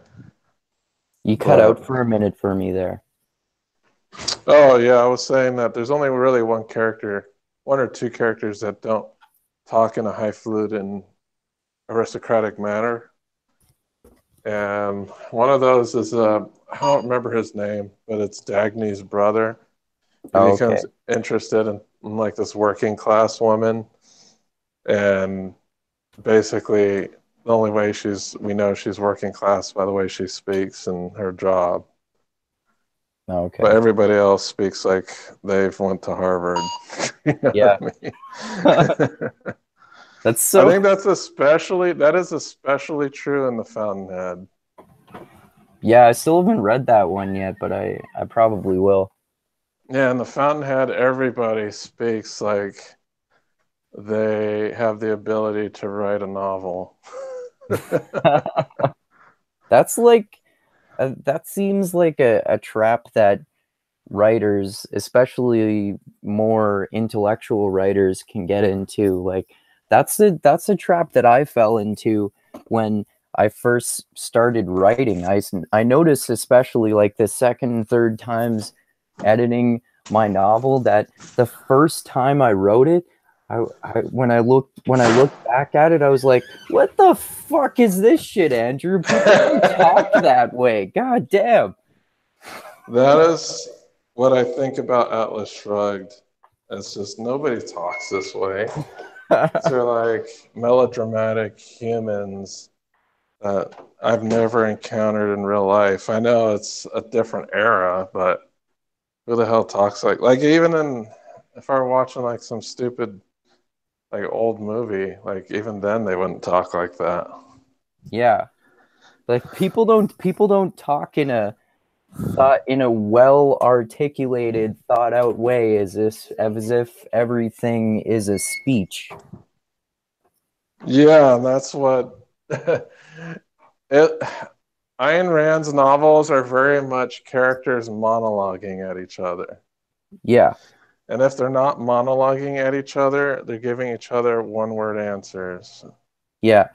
Especially like characters like the main character of Fountainhead is a very laconic speaker at times, but then he has like these really dumb speeches that are like more than I would say full. It just makes the character seem full of himself. Yeah. I was watching a Michael Malice video recently where he was talking about how Ayn Rand spent like 2 years writing this one speech that John Galt gives in Atlas Shrugged. And I just thought, holy shit, that's way too long to spend on one speech of one character. Yeah, I think it's like 100 pages. Yeah, that's That part of the book is the most painful and unnecessary part of the book. yeah. For some, it spoils the book. For some, that is actually, I can't believe, but that's actually some people's favorite part of the book. I was like, Jesus Christ. That's like the worst part of the damn book. Yeah. Like, Well, I like love the if dystopianness. he wants to convince people of his like anarcho-capitalist message, maybe you should make it more digestible. Yeah, I don't know, it's just logical fallacy after logical fallacy. Yeah. And it's very repetitive, it's very droning, it's logically inconsistent at times, it's extremely pedantic and unnecessary. I basically, if they stripped John Galt's speech out of the book, I would still have gotten the overall message of the book. Yeah. The speech is just totally unnecessary. Yeah. But I don't know. That's a really dumb part of the book. As a literary book, as a story, I enjoyed it. It was an interesting story. It's Yeah. different. It's a That's why I liked it. I thought it was really well written and I liked the stories. I didn't like you don't have to agree with the politics of the book to like the way it was written. Yeah, it's an interesting concept. Different premise that I've never heard before. Like that's an interesting premise. Um, I like dystopian and post-apocalyptic esque type of books as well. You know, I like those stories. So, um, but the philosophy of the book is it's not all there. It's kind of dumb, which Yeah. makes some of the characters kind of dumb. Like I don't like John Galt. I just think he's like a asshole, Yeah. mainly. The other characters I He's like. so he's so egotistical too. Yeah, like I like Dagny. She's a cool character. Yeah. I like what's the Steel guy's name? I forgot his name. Hank Hank Reardon? Reardon. Yeah, Hank Reardon. I liked his character. Yeah. I liked Francisco's character. The guy that was making all these moves in South America. I like the pirate. He was cool. Which one's the pirate? The pirate, what was his name? Dagmar or something like that. Oh, okay. He had like some Norwegian name, like Dagmar something. But yeah, John Galt, I was like, Jesus, this character is just And then overbearing. he's like the messiah of the book too. Yeah, he's like Jesus, like Ayn Rand Jesus. Yeah. Ayn Rand's Jesus is like, okay, this is your Jesus figure, and Let me Jesus stand figure is pretty much an asshole. let me stand here and give you a 100-page speech. Yeah, I was like, I don't know, that's probably if I was ever going to read this book again, I'd completely skip over the speech. I really do not have patience for that speech. Like I think even when I got to that and I was actually in the audiobook, I increased the reading speed so I can just say I got through it. It's like Jesus. And I even when you increase the speed, I think it's like takes still an hour to get through that part. Wow. So Yeah. imagine if I didn't, it'd be like 2.5 hours, 3 hours for that damn speech. Yeah. That's Well, it's like, who can imagine sitting at a lecture hall in college for 3 hours where the professor is just monologuing for 3 hours? yeah. There's no context that I can think of where someone gives a speech and it's 3 hours long. Yeah, I can't think of any either. Wouldn't surprise me if they There's, exist though. they probably do, but there's no way to make that interesting. Like Yeah. even a 3 hour long Joe Rogan podcast isn't a 3 hour monologue. Mm-hmm. So Yeah, it's a it's conversation. yeah, so it's like Jesus, this is horrible. I Yeah. I could not deal with it. Well, I did deal with it by speeding it up and kind of not paying attention too much until I heard a logical fallacy, and then I'd think about the logical fallacy, and then I'd just wait until the next logical fallacy dropped. So I can kind of mull it over in my head. I heard something interesting today, and I don't know if you've heard about this, but it was in a Tim Pool video. Did you watch the one about the NPCs? I don't think so. Okay, have you heard? I guess there's a philosophical concept that has to do with. Oh, I remember what it was. It was like like a philosophical zombie. Have you heard of that concept? Yeah, I think so.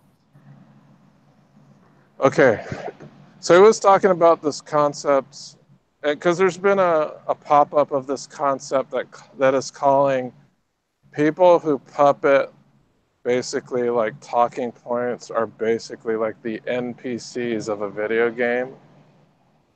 Like they Oh, will, non-programmable characters? yeah, non-playable characters. Oh, okay. Actually, someone I was talking with the other day used that term and explained it to me.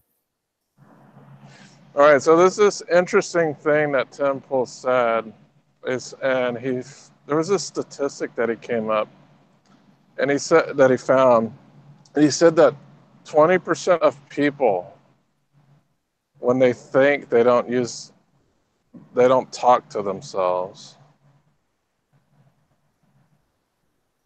And this seems super odd to me.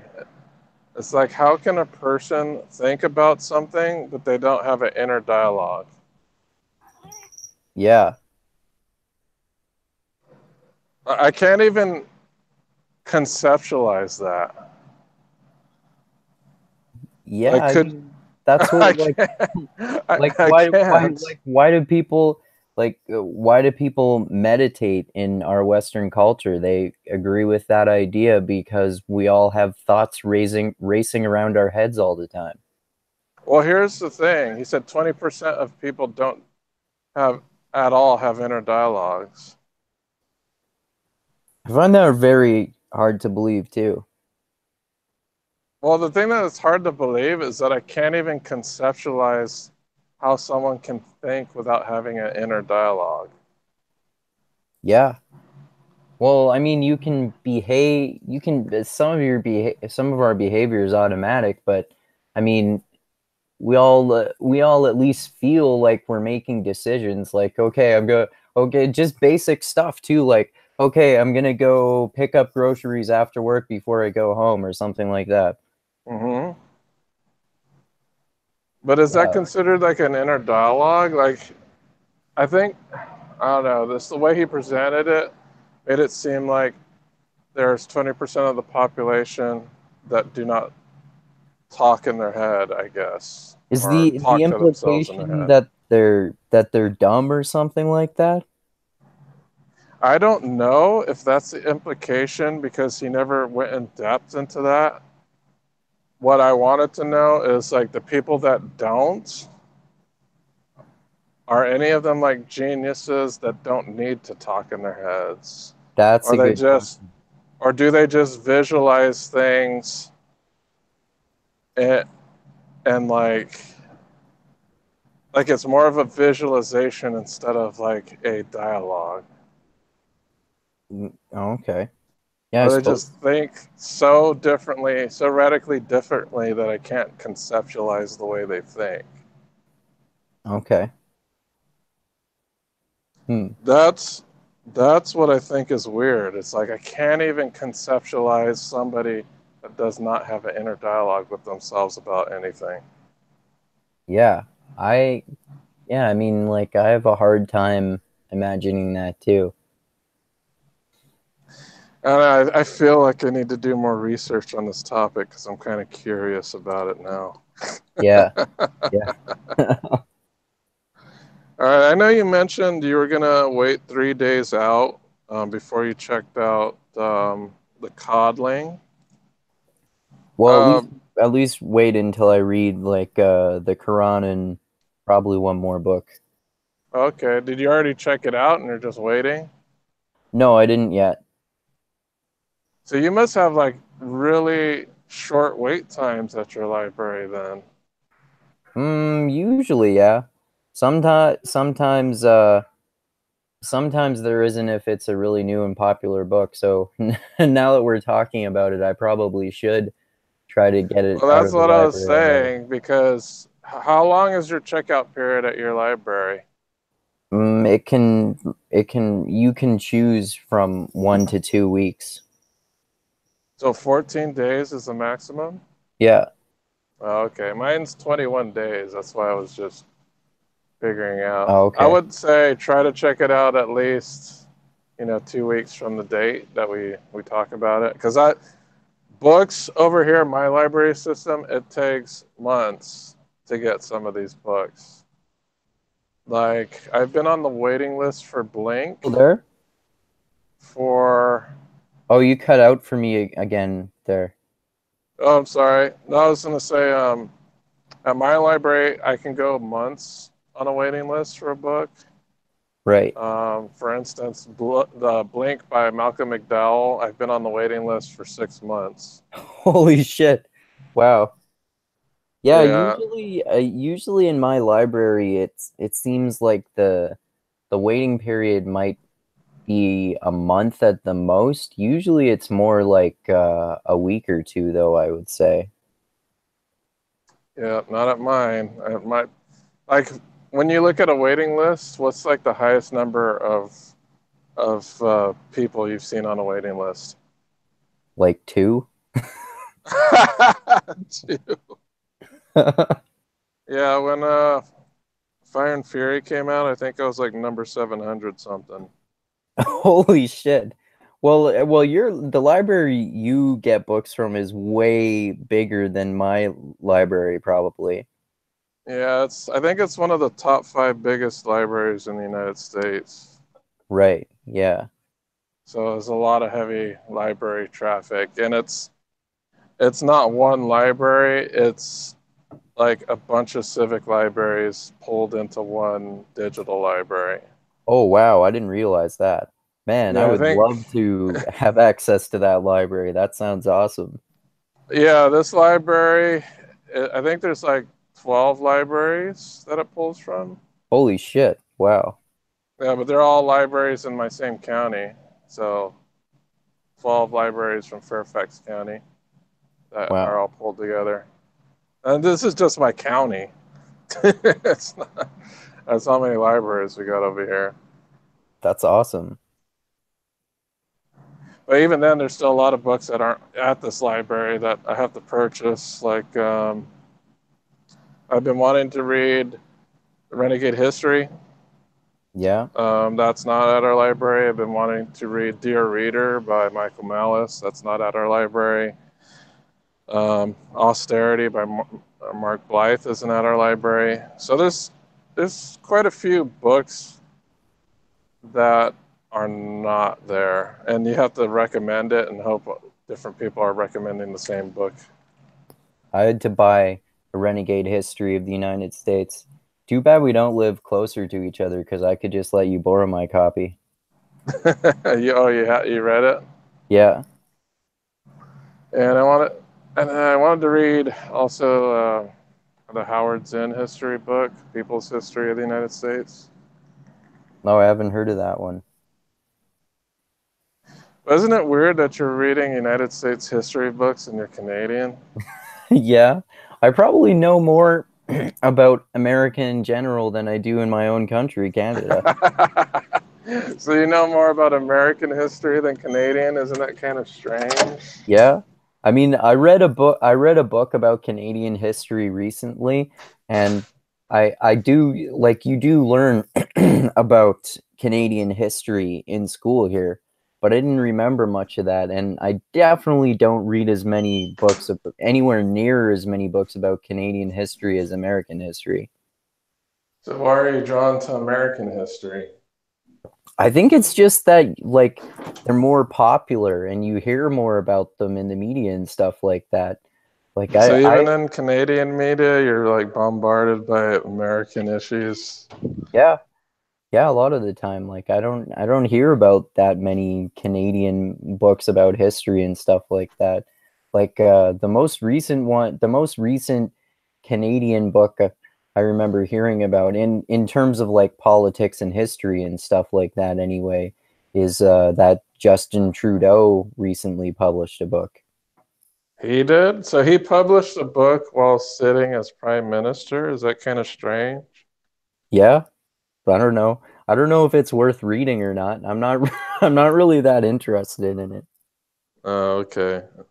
I don't think I could ever be interested in a book written by Trump. I couldn't imagine. Well, here's the thing. If he actually wrote it, it'd be a mess. Like I've an kind of wanted to read The Art of the Deal. yeah, but he didn't write it. Yeah, that's true, isn't it? He did not write it. He dictated it to somebody, and somebody who actually knows how to write put it in a readable format that's understandable. I don't think Trump really has the mental wherewithal to actually produce a well edited and written book. Yeah, I don't think he even reads books at all. He probably did at some point in his life. I don't think he does now. Um, if he, yeah, I don't think he's a book reader. It just doesn't sound like it at all. Yeah. But yeah, I'm just interested in. I'm always interested on views of people who don't live in America but follow American issues.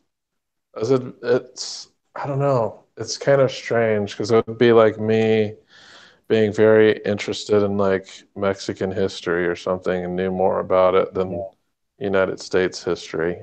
Well, I think like in media in general, including online and on YouTube and whatnot, it's pretty common for there to be an American centric view of the world. So I would say that's probably why there's like fascination from Canadians and Europeans, like people in Britain and stuff like that, about the American political landscape. Yeah, because I always wondered if you're just like somebody browsing the internet in English, it's it's likely the website that you're reading comes from the United States, I believe, right? Probably. And that makes me think of people who browse the internet in other languages, like how big of a filter would it be if someone only spoke Spanish? Like how much information would they be able to get that was outside of the realm of Spanish speaking context? Like if someone in Mexico was browsing the news and that, they're just using um, Spanish language, it's like, does a lot of their websites get translated by Google to like Spanish, or are they genuinely finding a lot of information in their native language that is pertainable to like United States issues, or someone browsing the internet in French? I'm like, how much of the internet that is natively French speaks to issues in the US? Yeah, I don't know. That's an interesting point. You just made me think about when you were saying that too, that now that I think about it, like the major the major Canadian news outlets like the CBC and Canadian newspapers like the Globe and Mail, they do often focus more on Canadian issues than American issues, but they do focus a lot on some American issues too. Like I remember hearing on the radio on CBC them talking about Trump when he was doing that trade tariff thing with Canada. Well, that makes total sense because it's with Canada, you know. Yeah, Of course they're gonna cover that, and because it's definitely can affect Canadians negatively. yeah, for But that would sure. be different if like a Canadian publication was covering a trade negotiation with Mexico. Yeah. It's like Canadians really don't care about that, really, do they? Well, I don't know. I mean, I think that in the Canadian mainstream media, you can generally find out about the major things that Trump does, but there probably isn't as much of like a daily, day-long obsession with what Trump does like there seems to be in more American media, I would say. Yeah, and it seems like a lot of social media space is very much dedicated, at least English speaking social media space is very largely dedicated to American centric issues. Yeah. And it's kind of, I don't know, I would always want to see what it would feel like to be not a American native, to be peering into a country that I don't live in and to be bombarded by its media so vociferously. I always kind of think about how point of my point of view would be different if I had not grown up in this country. It kind of like to me and to people I know, I would say it seems like it helps the like like it helps remind you that it's the like in America more than anywhere else, there's a really stronger American centric focus. Like this is the most important place on earth where it's the most important to focus on what's happening. Well, and one of the things I always like to look at in regards to, like, one of my favorite things to do every once in a while is look at videos of foreigners critiquing American culture, like what they think is weird about America that to us is just like normal everyday, stuff. And I think that to me, like, also gives me a lot of insight about how some of the things we do are so foolish. Like, I think American cuisine in general is pretty bad. Like, I'm not saying bad as in bad tasting, but bad as in bad for your health. Oh yeah. Like one thing uh, that I think is fairly no common to notice as a Canadian about America too is that there's a lot more patriotism in America than there is in Canada.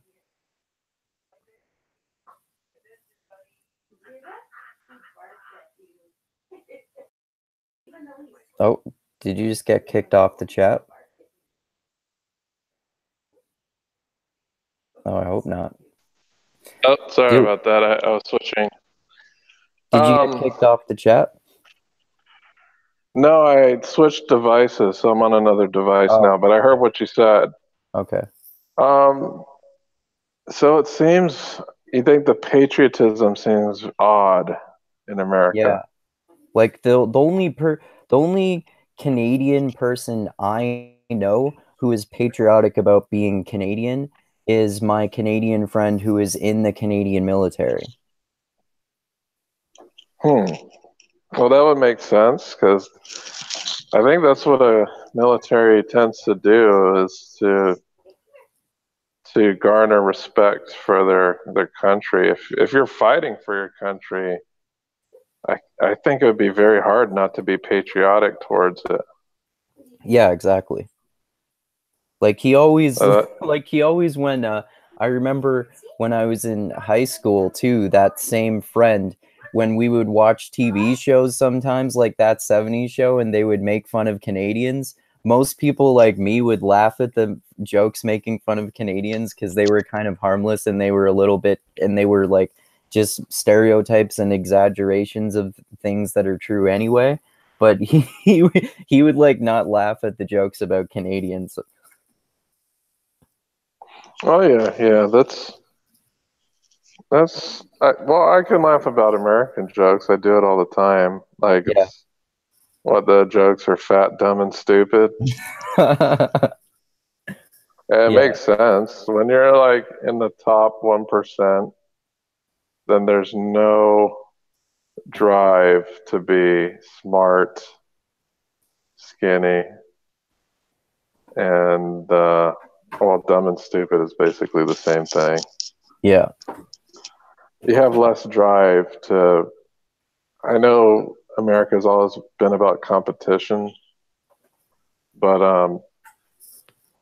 in respect to like daily life, there's a lot of people that have basically hit the lottery, so they don't really have to do too much to get by. But if you're like in a super poor country, you're not going to see a bunch of fat people. yeah, yeah, for sure. You know, in terms of the patriotism thing too, that I was thinking about that that video that you sent me with Hawk Newsom, that leader of the New York branch of Black Lives Matter, where he was at a Trump rally and he was talking about how we should bring people together. And I thought that overall, I would say primarily that that guy seems awesome, especially since at the end he was talking about how this this white guy who is really opposed to Black Matter. I think he might have even said he's like a white supremacist or something, but he was talking about how he wanted to get a picture with his kid after. But still, like at the end when they were doing the whole like rah rah America praise God thing, that that thing was just a little annoying to me. Well, I guess that's one of your pet peeves, right? Yeah, Well, yeah, that's something that happens in the United States. yeah, I know there'd probably be a lot of parts of the United States that'd be very annoying to you, yeah. See, I and it mean, would be like annoying to me too. So, that sort of thing happens in Canada sometimes, but definitely not anywhere near to the same extent. yeah, there's a lot of it here. I've never lived in the areas where it's like culturally enforced in such a way that if you didn't believe that, you'd be deemed like some type of heathen outcast. But there's definitely parts of the country that do kind of believe in that, and very tight knit communities who all buy into that. Right. But I think we have some comments here from the chat section. I think Sergio Delgado. All right, so he notes, and this is when we're talking about Atlas Shrugged. This is what he says. To some man, it's highfalutin, aristocratic manner. To another, it's just having a vocabulary. Well, having a vocabulary, we Europeans don't think too much into these things. I think the problem I have with Atlas Shrugged is like everybody speaks like Sam Harris. Yeah. That's just not how real life is. Yeah. Um, I work in a building full of very intelligent people. A lot of them have doctorates. I overhear their discussions. They are nowhere anything like a conversation between John Galt and Dagny per se, or even some exchanges between Dagny and her brother are very aristocratic in nature. And the vocabulary in Atlas Shrugged isn't that vast. It's just they speak in an aristocratic manner. I don't know if it Yeah. had to do with the audiobook reader that I listened to. It was definitely spoke in such a way. So maybe I got a preconceived notion because of that. No, But it it felt to me, seems that way to me too. When it seemed that way when I read the physical book. It seemed like the characters talked in an aristocratic and pedantic way. yeah, it's especially the John Galt speech. It's like, come on. There's no way you can't say that's not aristocratic and pedantic. Like even Jordan Peterson doesn't talk that way. Yeah, Like Sam Harris doesn't even talk that way. Like I understand exactly what's Sam Harris, like he has a lovely and very vast vocabulary and he uses it very well, yeah, but he doesn't speak in a way that he seems derogatory to uncommon speech. yeah, yeah. You know, it's People being pedantic is another one of my big pet peeves. That's why, like, even though I read a lot of philosophy books, that's one of my biggest pet peeves that seems really common in philosophy, or if you're reading like really academic books that they talk so fucking pedantically and go on and on and on and have these huge long run-on sentences when they could be way more concise and communicate themselves way better. and yeah, I guess Sergio doesn't like the word highfalutin.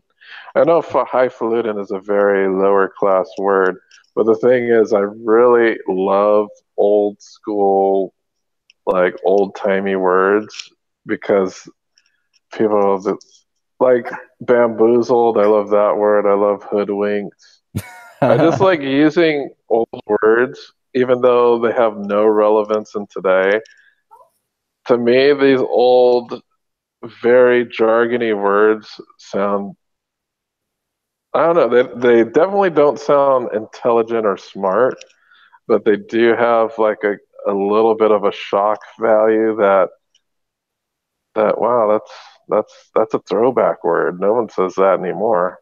You know what I mean? Yeah, I see what you mean. I wish I Yeah. just had a dictionary full of like obsolete vernacular words. I probably should find a dictionary for obsolete vernacular English that nobody uses anymore, or regional vernacular English that nobody uses anymore. Well, Like, if you even just look up synonyms for any word that you're thinking of using, they're usually really highfalutin options. yeah, I probably would have to look at because there's a lot of bamboozle has a lot of weird like synonyms that nobody uses anymore that are old. Yeah. Like bamboozled, that's such a weird word. Yeah. Hoodwinked, what the hell does that mean? Yeah. You've But been hoodwinked. Oh dear. yeah, I think Sergio was also talking about how I said laconic. Um, yeah, laconic is basically another word for laconic is Spartan. Um, and laconic is basically I think it's the real region where Sparta was. But Oh, is it? Spartan speech, yeah, Spartan speech. I guess if I was to give an example, would be like Lan from Wheel of Time. He says very few words. Yeah. Arnold Schwarzenegger, one-liners, that's laconic speech. John Galt's definitely not laconic, but in The Fountainhead, Howard Rourke is very laconic. Like Okay. he doesn't use flowery speech. He uses very direct, short, one-line sentences. Oftentimes, if he's asked a question, he says yes or no without a justification for the yes or no. Right. And he waits for the character to force a justification. So like concise and straight to the point. Yeah, that's what laconic language is. Right. Yeah, that's if anyone was listening that didn't know what I was talking about. But yeah, Arnold Schwarzenegger, when he's in the movies, very laconic. Also very cheesy sometimes. Yeah. Laconic can be cheesy, but sometimes it can be badass. You know, there's the '80s cheesiness. There's Hasta la badass, vista, baby. Yeah, certainly. All right, Brandon Young wants to know what the topic is tonight. There is no topic. We talk about whatever the hell we want. So what we covered so far, we covered Kavanaugh, we covered NPCs, or what we call philosophical zombies. We covered some book reading that we've been doing. We have also covered academic hoaxes. Was there any topic that you wanted to talk about, Andrew? Because I know I've brought up pretty much everything here. The only thing that I really had in mind to talk to you about actually was the Kavanaugh thing, and we already talked about that. So I don't think so. Yeah, we opened up with Kavanaugh, and that was pretty good. Who is your next podcast guest going to be? Next week I'm gonna talk to. I think next week I'm gonna do an addendum episode on Eric Hunley's Unstructured podcast, actually, and really, yeah, that'll be fun. Awesome. I talked to him on my podcast once, but I haven't been on his yet. And on Thursday, I'm gonna talk to Ladan Jirachek again too. Okay, I think out of all of Eric's episodes, I never miss an addendum. I think those are my favorite episodes. Yeah, those are often mine too. I like those because they're more like just off the cuff, shorter conversations. Well, one, I like to hear Eric talking about himself and his actual opinions about current events. Yeah, me too. I do like some of his interviews, but like when it comes to an interview show, it's about the guests, and you know some of the guests sound interesting, like right off of the show notes, and some of them are like, I'm not so sure about this guest. Like the Kilstein episode was pretty good. Did you check that one out? No, I haven't heard that one yet. I've been slowly going through the episodes, and I've been doing it from the early ones, and I probably only listen to one like once a week or so, so I'm really far behind. Yeah, I'm a little bit behind. What I need to do is I need to get Unstructured on Stitcher. That way I can listen to it fast. Right. Because the problem I have is generally I use Google Play. The reason I use Google Play is because it does not take away any data from my phone. It counts as nothing. The problem with Google Play is there's no speed options for the play rate, so I'm forced to listen to podcasts at the normal speed. Right. And on Stitcher, there's some podcasts that are on Stitcher that aren't on Google Play, but the ones on Stitcher are usually like I call them the second tier podcasts. I don't know how to explain it. I have like a first tier and a second tier. First tier are usually like the ones that I have to listen to when they come out. Second tier ones are ones that I catch up on, and usually those are ones that I listen to like really fast on a really Okay. fast playback speed. But I think I have to see if I can get Hunley's on Stitcher because I know there's so many episodes I haven't listened to. Like I think the last few, I've missed a lot, but I've heard all the addendums. I've heard, I think he interviewed Bolelli, Kilstein. I saw the one about the psychopath professor that he interviewed. That was really interesting. Because I was listening to them like back to back to back, but then there was like this one guest. I was like, wow, that wasn't that interesting to me. I was like, oh. And it really seemed like it was funny because it seemed like Eric was like asking him some questions about really wanting to know what the guy did, but the guy was speaking in such a way that he was talking to people who already knew what his field was. Like he was Oh. like using a lot of jargon, and then Eric had to keep stopping him and explain the jargon that he was talking about. Oh, right. And I was like, okay, it's like, and that was like one of the episodes was like, okay, I know it sounds like Eric's might be a little frustrated this time around, but he's a pretty good interviewer. Sometimes Yeah. his guests aren't so great, and that's not his fault. Just some of them are not that great. One of I the like how he interesting, I like how he gets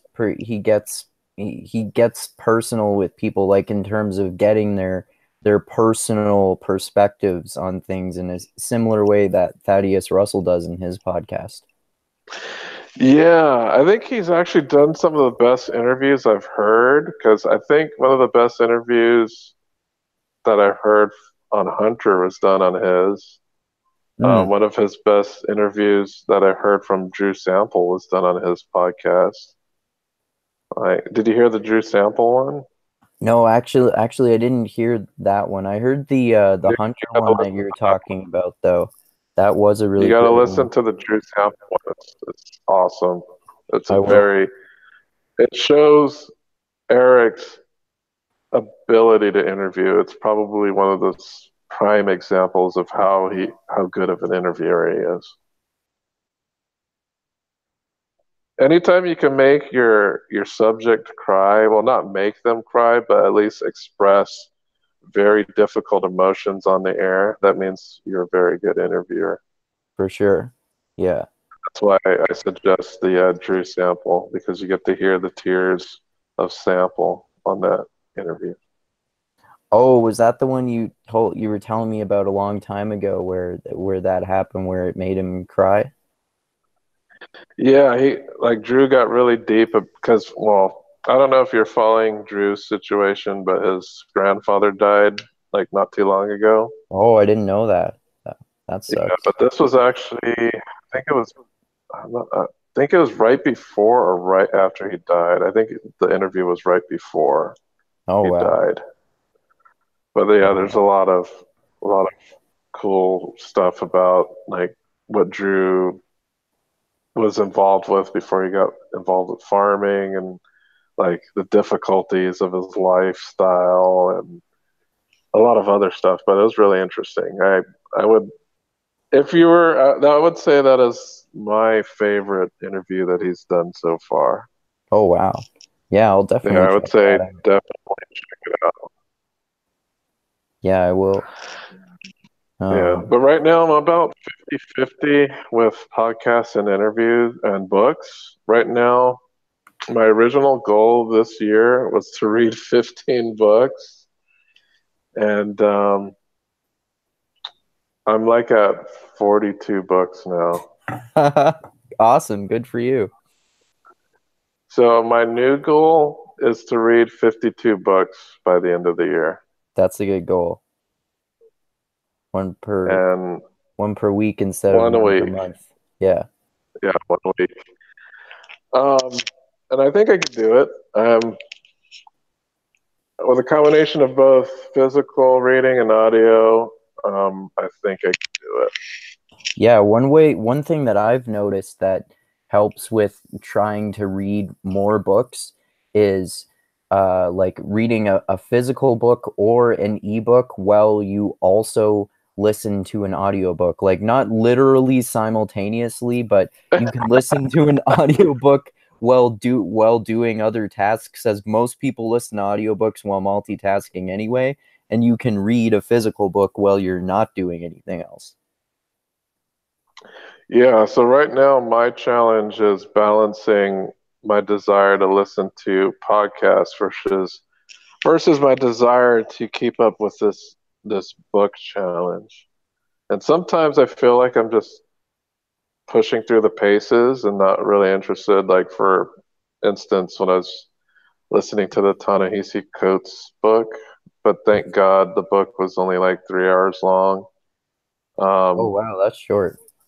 yeah, it's short, but yeah, there's some books, like one of the ones that I started that I just could not finish was A Brave New World. Aldous Huxley? Uh, yeah, I don't know. It was just too boring for me. Oh, okay. I like that one, but I can see why people would find it boring. I don't know.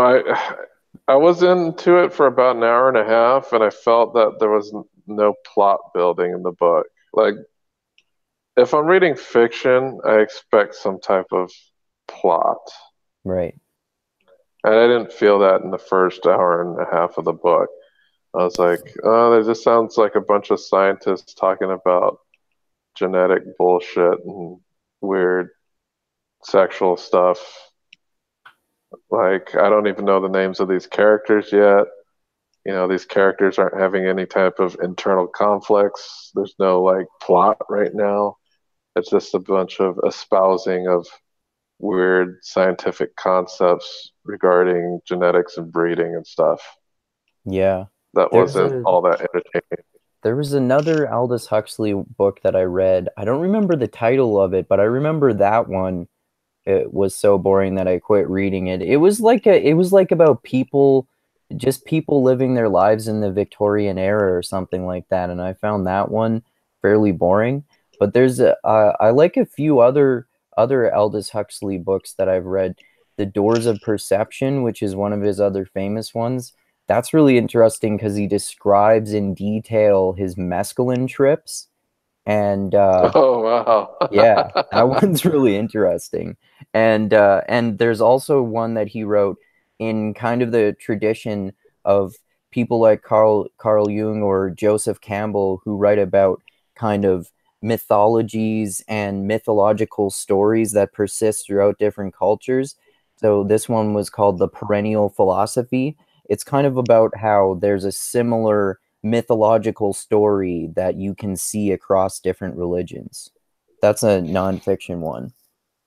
Oh, Same with okay. same with Doors of Perception, I think. Yeah, it might have just been the times. There are certain time periods in which it's hard for me to get into the books because I know what Brave New World was written in the 30s. I don't remember. Yeah, it's just like the Dale Carnegie book that was written a long time ago too. Oh, How to Win Friends and Influence People?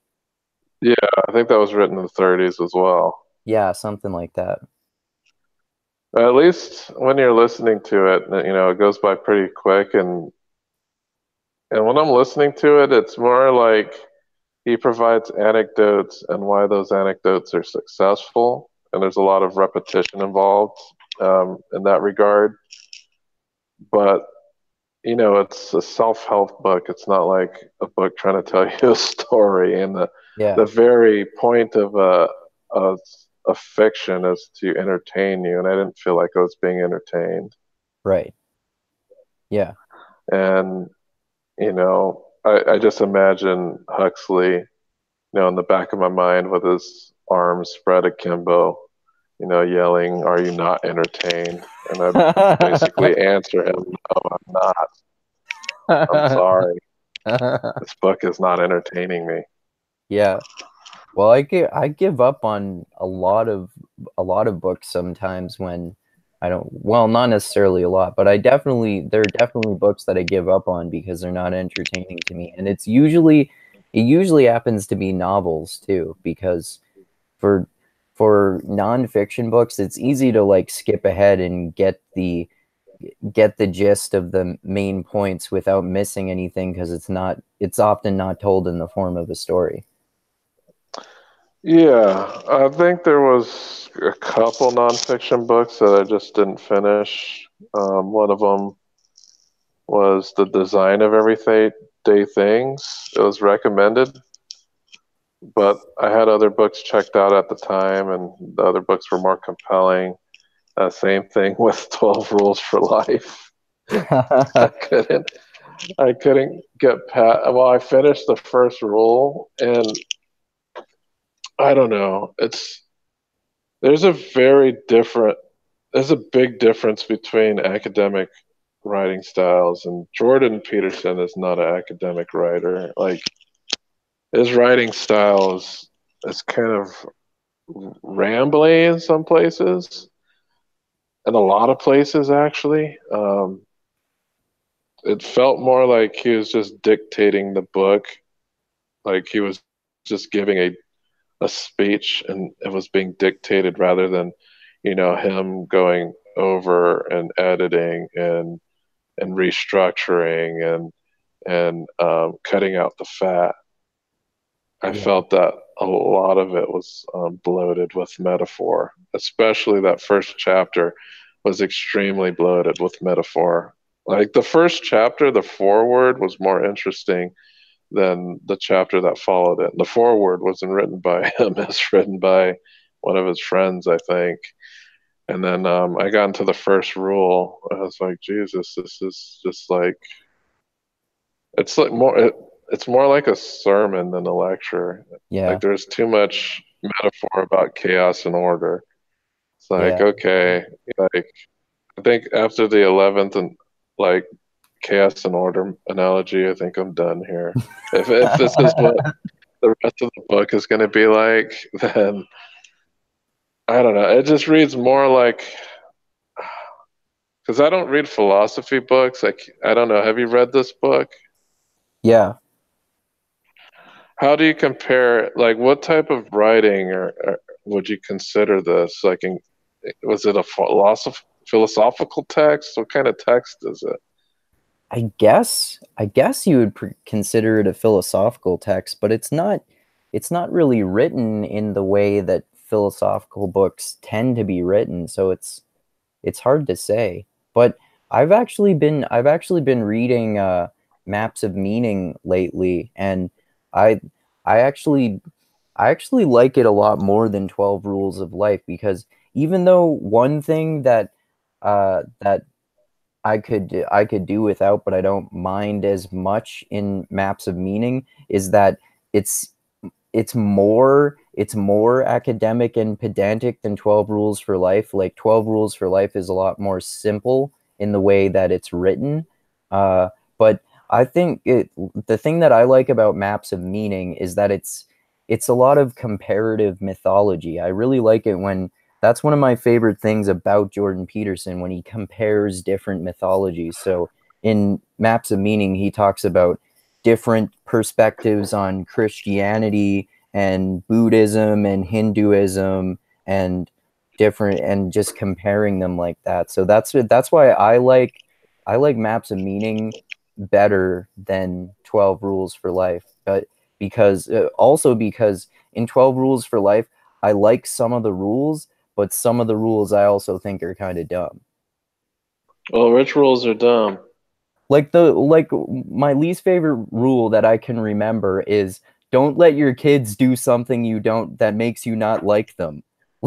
Like that's just a recipe for for suppressing your kids' creativity and making them as same as this as similar to you as possible so they don't become their own person.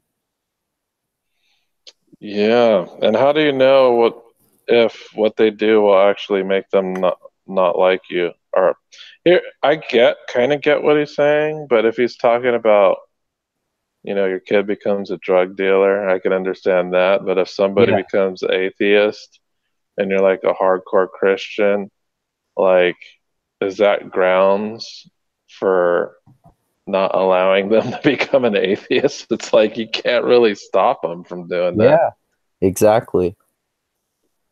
And But I like, think probably in some people's minds, like, don't do things that'll make you not like your kids. Is like, what if one of them becomes gay?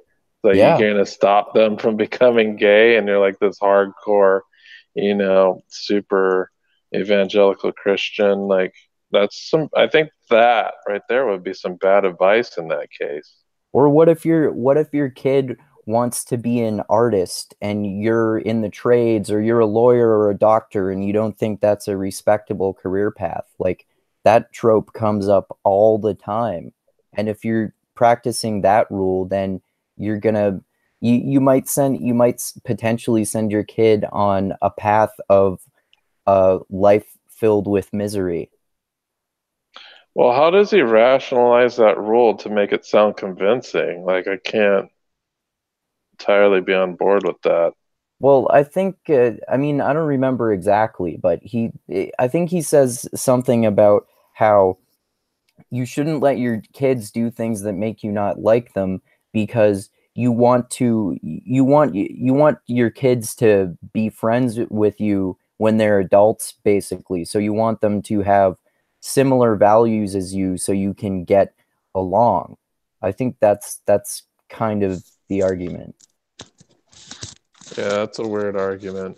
I don't know if I could support something like that. Yeah. I mean, I like some of the rules, like I said. Like, one of the rules I like is don't bother kids while they're skateboarding, which I think that's a fucking great rule, because he talks about how kids should be allowed to play and take risks.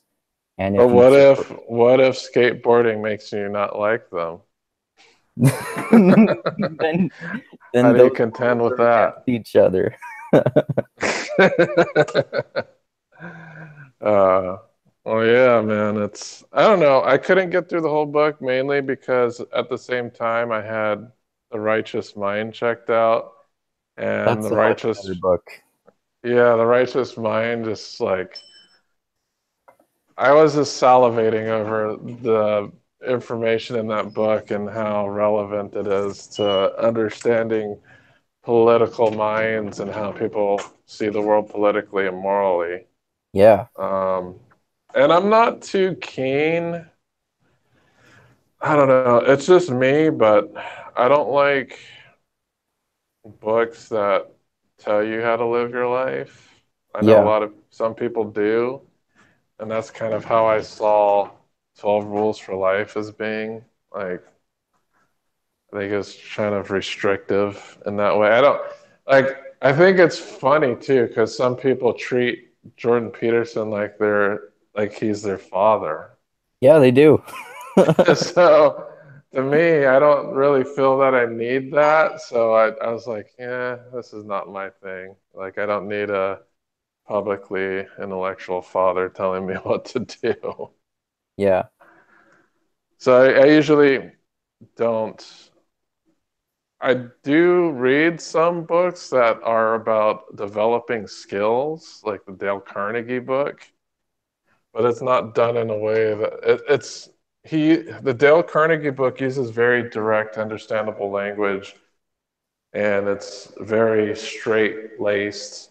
It doesn't go off on philosophy at all. It's Yeah. mainly about how you're going to be perceived by another person and how to do it in the least adversarial way.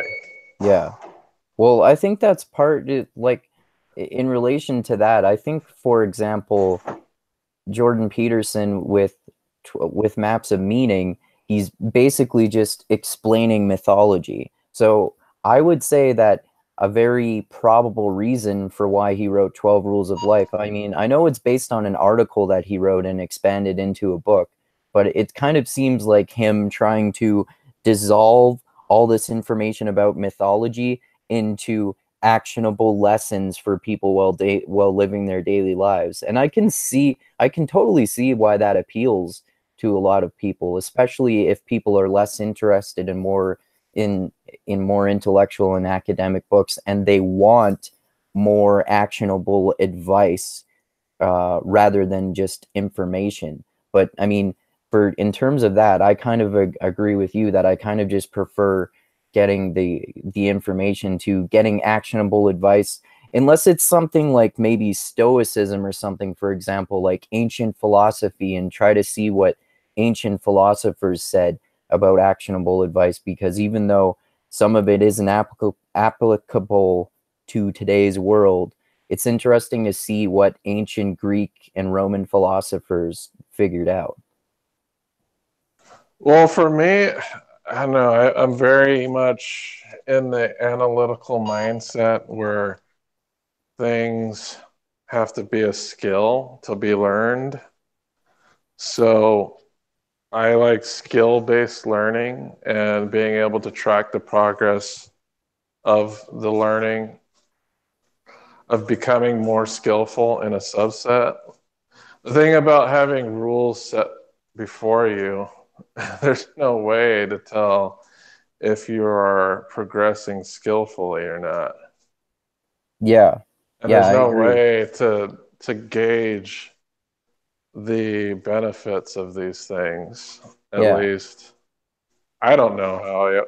I know if I clean my room every day, there's be some type of benefit, but the act itself of cleaning a room, I'd be more interested in the skill set that makes that more efficient Yeah. Well, rather it's than like him focusing on this one small aspect of the concept of discipline. And the concept of discipline is incredibly useful. But I mean, to me it's more interesting to think about how to be disciplined in general in your daily life than it is to focus on one small aspect. I mean, I know focusing on cleaning your room is a way to like look at the idea of discipline in a microcosm, but it seems like that is not effective for everyone in the way of just explaining how discipline is good, because you know it's good to do all of these different things like be productive and exercise and accomplish goals and all that kind of stuff, which Jordan Peterson talks about anyway. yeah, but I think Jocko's angle on discipline is much more palatable than Jordan Peterson's. I totally agree. I used to have the wallpaper on my old phone before I got my last one. The wallpaper on my phone was discipline equals freedom, because I got really attached to that mindset for a while. Discipline equals freedom. Well, I think that's kind of Joe Rogan's mindset as well. Yeah. But I don't know. I like skill driven personal development over, you know, fatherly advice. Yeah. I I I totally agree. But I don't know. I guess that book just wasn't for me. And I just had more interesting stuff to read at the time. And I was on a time limit because both of these books were checked out at the same time. And I actually didn't even get to finish reading Righteous Mind. Because usually when I check out these nonfiction books, are usually like 300 pages or less. But I think The Righteous Mind is like 500 pages. So I didn't get to finish it within the time period. Like, I'm actually quite surprised that I finished The Eye of the World within the checkout period. Um, and I think I had 5 days to spare. Like, that's how locked into the book I was. Wow. And that's saying a lot for me because usually it takes me like 2 weeks, 2 or 3 weeks to get through like a 300 page book, maybe. Okay. But I've just been ramping up reading lately. So, I'll read an hour before go to bed. And sometimes I'll read an hour when I wake up in the morning. That's a good practice to get into. Yeah. And then audio books sporadically throughout the day. Like it really depends. If I'm doing an audio book, it has to be if I'm by myself, um, without distraction. Like I can be performing a task, but I'd have to be by myself. So usually, I'll finish an entire audiobook in a weekend usually, which is why I've been doing like a book a week, for the past, I don't know, 3 months. Maybe I've been doing a book or more a week Awesome. because, but yeah, I'll probably be done with Fear by Sunday or Monday. Cool. All right, man. Do you have anything else you want to bring up? Um, nope. Just read lots. That's what. That's Yeah, my message. these end up becoming like book chats every single time. Yeah. Without a focus on a particular book, but we ended up Yeah. usually speaking about different fascinating books that we're undertaking. Yeah. And Oh, yeah, I man. also read. Recently. I read two books that were. I kind of coincidentally read them leading up to the accidental courtesy chat. Actually, even though they're similar subject matter, but I didn't even arrange that intentionally. One was Black Klansman, which was made into a movie recently. It was about this black cop who posed as a white guy to infiltrate a Nazi group or something, and I think it happened in the 70s. And he got his white cop friend to pose as him going to these Klan rallies and Klan meetings and stuff like that. I thought that was a really interesting one. And I also read this one called White Doves at Morning by this author James Lee Burke. He's from I think he's from New Orleans or somewhere in Louisiana, and it's this novel basically from the perspective of a white Confederate soldier who joins the southern side of the war during the Civil War, and he does it even though he, like, in his own personal thoughts, he's an abolitionist because he's afraid of being seen as a coward by people who live around him. And it's also told from the perspective of a black slave who has been taught to read and write by a white man who kind of befriends her. That's a really interesting book too. What's it called? It's called White Doves at Morning. Okay, and when was this written? I'm not sure exactly, but fairly recently, I think. Like probably within, it might even be like within the last 10 years or so. I'm not 100% sure though. Okay, and have you been tackling any of those books on Isaiah's book list? No, not yet. I was gonna wait until it's closer to when I wanted to talk to him anyway. But I might start reading at least one or two of those fairly soon because it's like five or so books, and especially if I spread them out amongst other books, it'll probably take me at least a few weeks to get, or not a few weeks, a few months to get through them, I would say. All right, if you were to estimate how many books have you read in your lifetime? In my lifetime, oh, Hmm. um, I don't know if I could put anywhere close to an exact number on it, but it's probably thousands because for most of my life I read really extremely slowly. And it was only within, I don't know, maybe within the past 5 years or so. Wait. When you say extremely slowly, are you talking about this normal speed? Yeah.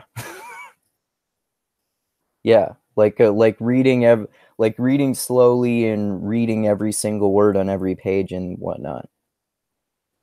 Okay, Uh, so normal speed, because extremely slow to me is like a third grader or a first grader trying to read at a third grade level. oh, okay.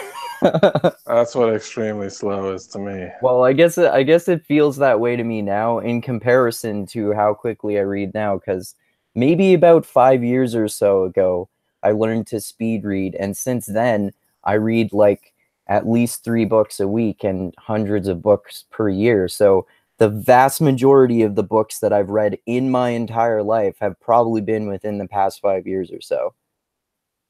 Okay, so you've read most of the books in the past 5 years. Yeah. Even though I always read when I was growing up and stuff, I just read more slowly. Like I read all of the Harry Potter books when I was a kid, for example, at like the normal speed. Okay, and when you listen to audiobooks, what speed are those at? Usually at 2 times speed. Okay. For me, 2 times speed if I don't like the book that much, and 1.6 if I really like the book. Oh, okay. You can do Yeah, 1.6? with my reader, I can. With my listening app, I can. Oh, okay. The one provided by the library. It goes in point 2 increments. Oh, okay. With the usually with the platforms that I use, it goes up by half times speed. Like it can go 1, 1.5, 2, and then depending on the platform, it can even go up to 2.5 or 3. But usually it seems to cap off at 2.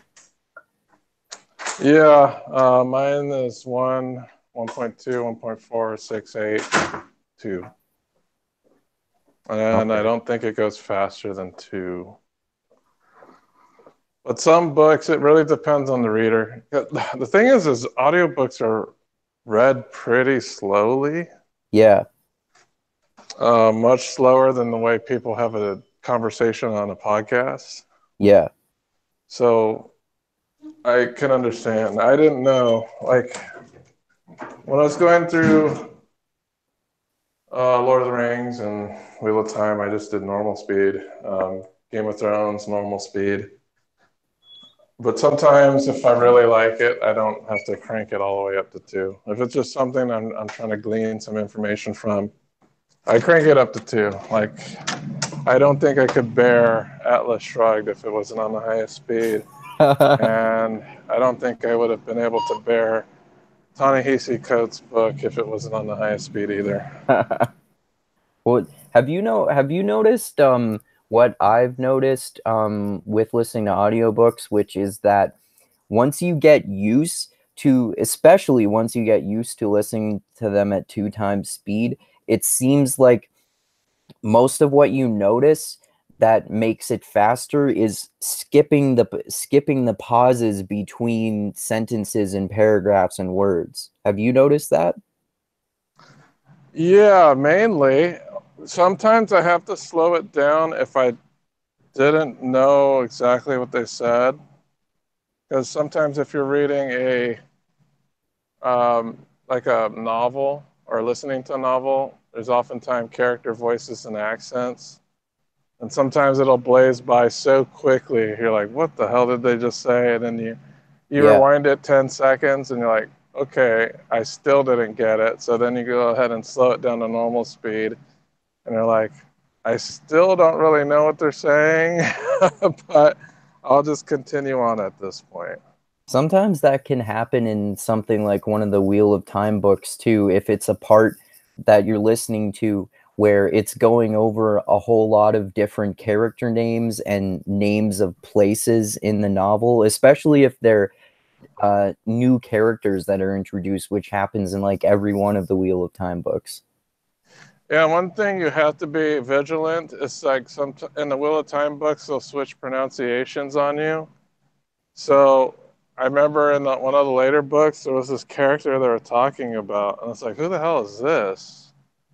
It's like I couldn't figure out for like the longest time who they were talking about, and I was like, oh, they're talking about Mogideon. Yeah, Now they're calling her Mogadine. I was like, oh, okay, that's who the hell they're talking about. that happens to me so many times too. I'm like, who the hell is this character? Is that this person or this person? Oh, okay, it's that person. Oh shit. I've been reading this whole chapter thinking it was that other person. Yeah, because in the audiobooks, I guess they had corrected their pronunciations. So, like a lot of the weird names, Like you think they're talking about a whole new character, but it's just a different pronunciation of a past character. Oh, okay. And you put two and two together, like, oh, I go, oh yeah, that's the person that did that. Right.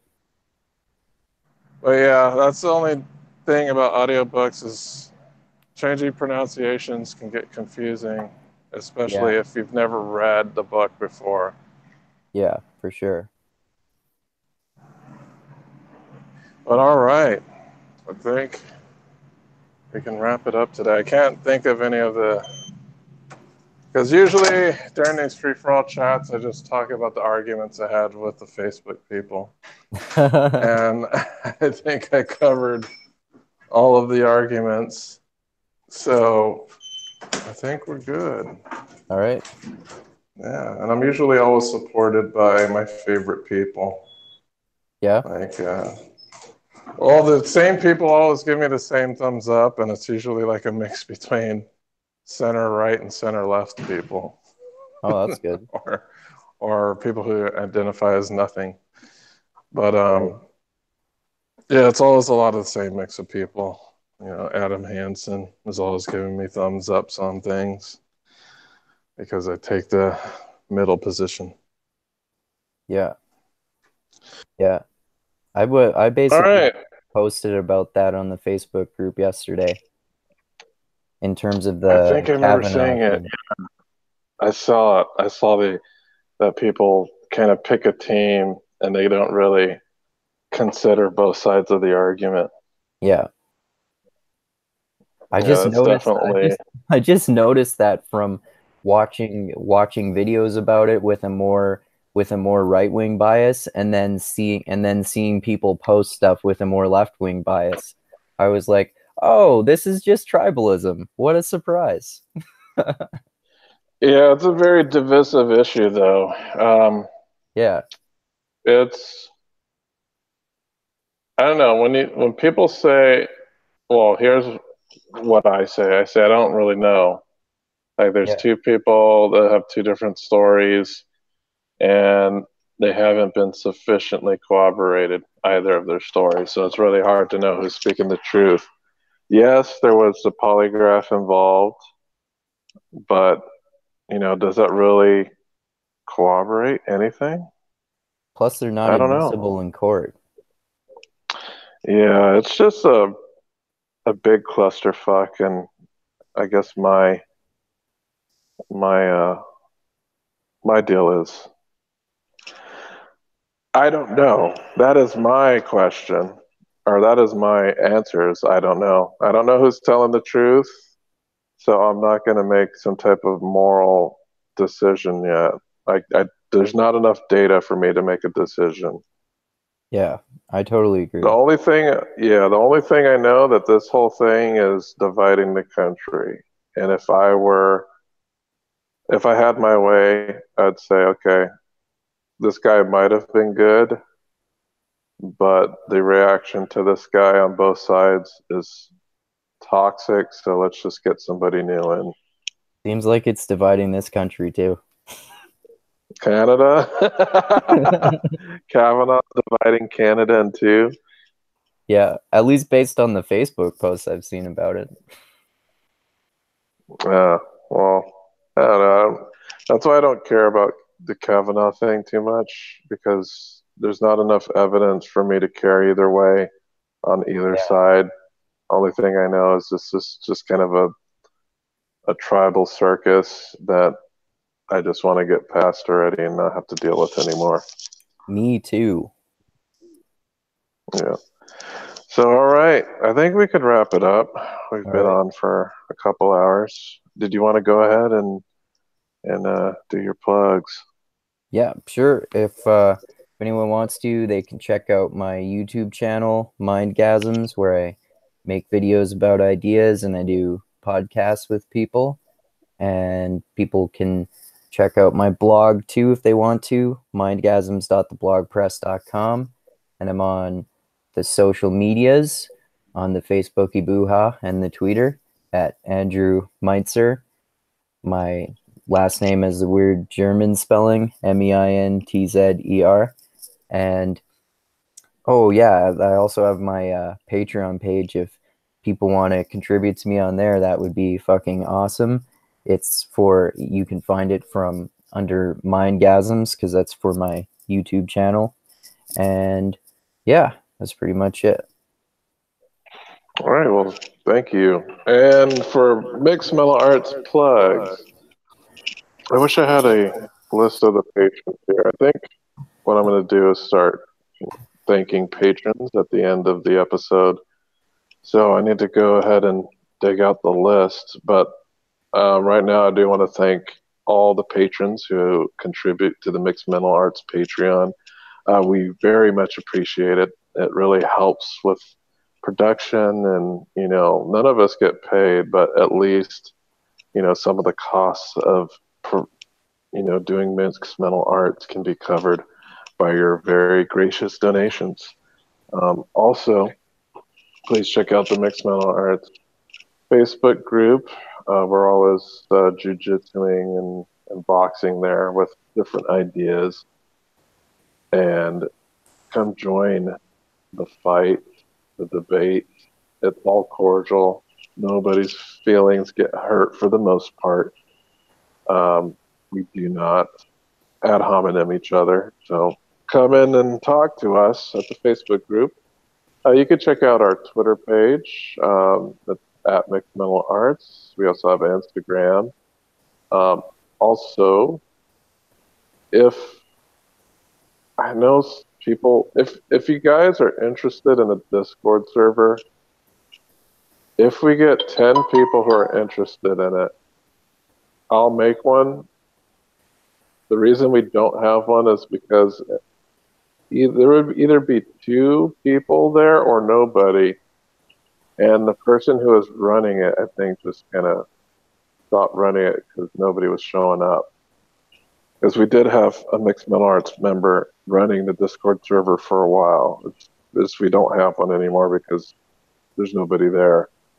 But if people show interest for a Discord server, I will set one up myself and have one up and running. But I need at least 10 people who are interested in that. So if that's the case, comment on this video. Let me know if you're interested in Discord. As far as personal plugs, you can check out my Twitter at WokeCentrist. I have an Instagram page under the same name. Also a YouTube page under the same name that I haven't posted a video there in like months.